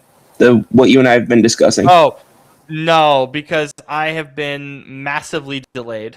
Okay. Because my computer is crashing and breaking trying to get this thing done. Just know that it is halfway done. Yeah. We're basically 60 to 70% done. And when it gets announced, it's going to be really cool. I'm also doing the same thing for the New York Giants pod here with Kenny. I'm doing the exact same thing that I'm doing for Scoop. So just be patient. I apologize, Scoop. It's really taken longer than I thought it would. No worries. Very, very hard. I know you are, and done, I thank you 1,000 times over. That's something that I very much wanted to do on my own, and definitely could not do it on my own. So thank you very much for being involved in leading that, and extremely excited to be able to, once that opportunity does present itself, to be able to talk more about that. Yeah, it's going to be really... We're very, very excited. There's a bunch of things in the works. Do you want me to say what we're doing for Football After Hours on Saturday? Just so I don't forget. Do you want me to plug that really quick, Scoop, of what we're going to do on Saturday? Go for it, because go for it. So, Saturday, obviously during the Masters, because I think we're doing it, around 4 Eastern. I know it's during the Masters. We'll make sure to keep you updated on everything going on at Augusta National. Mm-hmm. We normally would do a show after the Masters ends, but other things precluded that on my end. But so we'll keep you updated on that. We are going to basically do about 30 to 40 minutes on everything that's going on with Diana Rossini right now. It has been an absolute mess. So we're going to open the show. That way you get more information about it by the time we get to Saturday. Because I heard a bunch of different things that I don't know are true or not. Most are untrue from what I've heard. But aside from that, we will probably do about 30 to 40 minutes on that. Then Shane's whiteboard number 3. More intense things, and then we didn't have time because I want to watch it as a group, the Captain Alex movie that Fran and I love so much. We're gonna do that this week. We couldn't, time precluded it. But we will do that later in the month, early next month. So we're doing Knives Out. I just picked up the movie on DVD. I figured since Scoop hasn't seen it, I feel like Scoop will love this movie, just how his brain works. I think he will just absolutely love it. So I remember Knives Out 1, the first movie. I remember you telling me that. I'm looking forward to it. Yeah, so the first Knives Out movie, which is honestly I think a classic now, because I think it came out 2018, 2019. So Knives Out 1, we're going to talk about that and everything else. I think the be on Netflix for you to check, but I believe it is. Okay. So I'll let you know. Okay. But yeah, so that's our plugs for today. I know we went long, but I'm very happy that Brandon, I know he just loves that stuff. So thank you guys, by the way, for handling things while I've been absolutely insanely busy this week. So thank you guys so much for that. And thank you to all of us tuning in. We also in the works for FAH that you're going to see on Saturday. Which I won't spoil, but yeah. So, thank you guys, and by the way, for you two, Scoop and Brandon, have a great show tomorrow. Enjoy it, have a good time. So, thank you very much. Yeah. Brandon, I'll share this real quick. We're going to be doing a collaboration tomorrow, kind of a crossover episode. We're going to be for those of y'all who have seen you've seen me and Brandon, I think you've been on there once or twice. Twice. Yeah, we've done a couple of shows over on a show that our friends have done on hockey. It's called Shift Change, and we'll be collaborating with them tomorrow to kind of have a crossover episode between WTS and Shift Change. And I'm really excited because it's the first time I've ever been able to talk about a hockey team that I follow getting into a position to potentially make the playoffs. I still don't know how I'm going to do that because I'm not used to it. So, but Isn't that fun, man? That's fun. Have a good time with that, guys. I've been a Flyers fan since I was 19, and I've never really I didn't know the playoffs was something that like was in our realm of consciousness. So I'm still getting used to it. How do you think I feel? We've missed the playoffs 11 out of I think it's 11 out of the last 14 years. Didn't you guys like either win? How do you think I feel? Didn't you guys either in the win? NHL much? Didn't you guys either win? Like I'm talking to Brandon. Didn't you guys either win or go to the Stanley Cup like in the last 10 years? Not 10 years, but 2011, 2012 season, we made the Stanley Cup final. I was 2011. I think you were 2012, my friend. Yep. I'm saying the 11-12 season. Yeah. 2011. That's the year the Canucks had the. That's the year the Canucks had the riots, right? Or the more recent ones. That literally is the reason I'm still a fan. I love that. I was debating being a Kraken fan, but I was like, I can't. No way. I'm not gonna leave the crew that blew up Vancouver for 2 days for the players and my own sins. I'm not gonna do that. So until I die. Yeah, no, that definitely sounds like something that a certain fan base in the 215 area code would do. But all right, we've been on for 2 hours. It is now 1:20 a.m. where Brandon is, and it's after midnight here. Rob, I think it's about lunchtime where you are. No, it's I'm about to do a little work and go to bed. I have to get up super early tomorrow, and it's Masters. Oh, it's Masters, so I'm gonna be just watching and listening to as much stuff for that too. Oh yeah. The stuff out too. Yeah, Rob, where did you send it to me again? Because I was trying to find it earlier, I couldn't find it. I know you sent it to me. I just don't remember where. I'll send it to you individually. I'll send it to you guys individually so you have it. All right, where am I going to look? Where am I going to look for this? Because we have like 9 different ways of communication. I got it. It's still in there. I know. It's still a group chat, but I will send it to you individually right after we get off air, Scoop. So don't worry. All right, copy that right away. So you're good. All right. But yeah, we're doing a little Masters competition with our boy Kenny. Just a little fun time. We'll talk about that more on Saturday. Because I've never done fantasy golf before. Didn't know fantasy golf was even a thing. So I'm very curious to see how this goes. The way that they do fantasy golf for the Masters is really fun because you have to pick like a first-time golfer, a former champion, international golfer, an American golfer. You have to pick like 4 or 5 golfers, and you can change them after every round. What the frack? If a guy is like, change it to them. You know, so like it's really fun. It's a really good time. Anyway, peace. See you, boys. Have a good night, y'all. Thursday, Brandon and I will see you tomorrow with a few of our. Brandon and I will see you tomorrow with a few of our friends over on Shift Change for that crossover episode, and the 3 of us will reconvene next week on the 15th of April for another episode of the weekly Major League Baseball recap. Have a good night.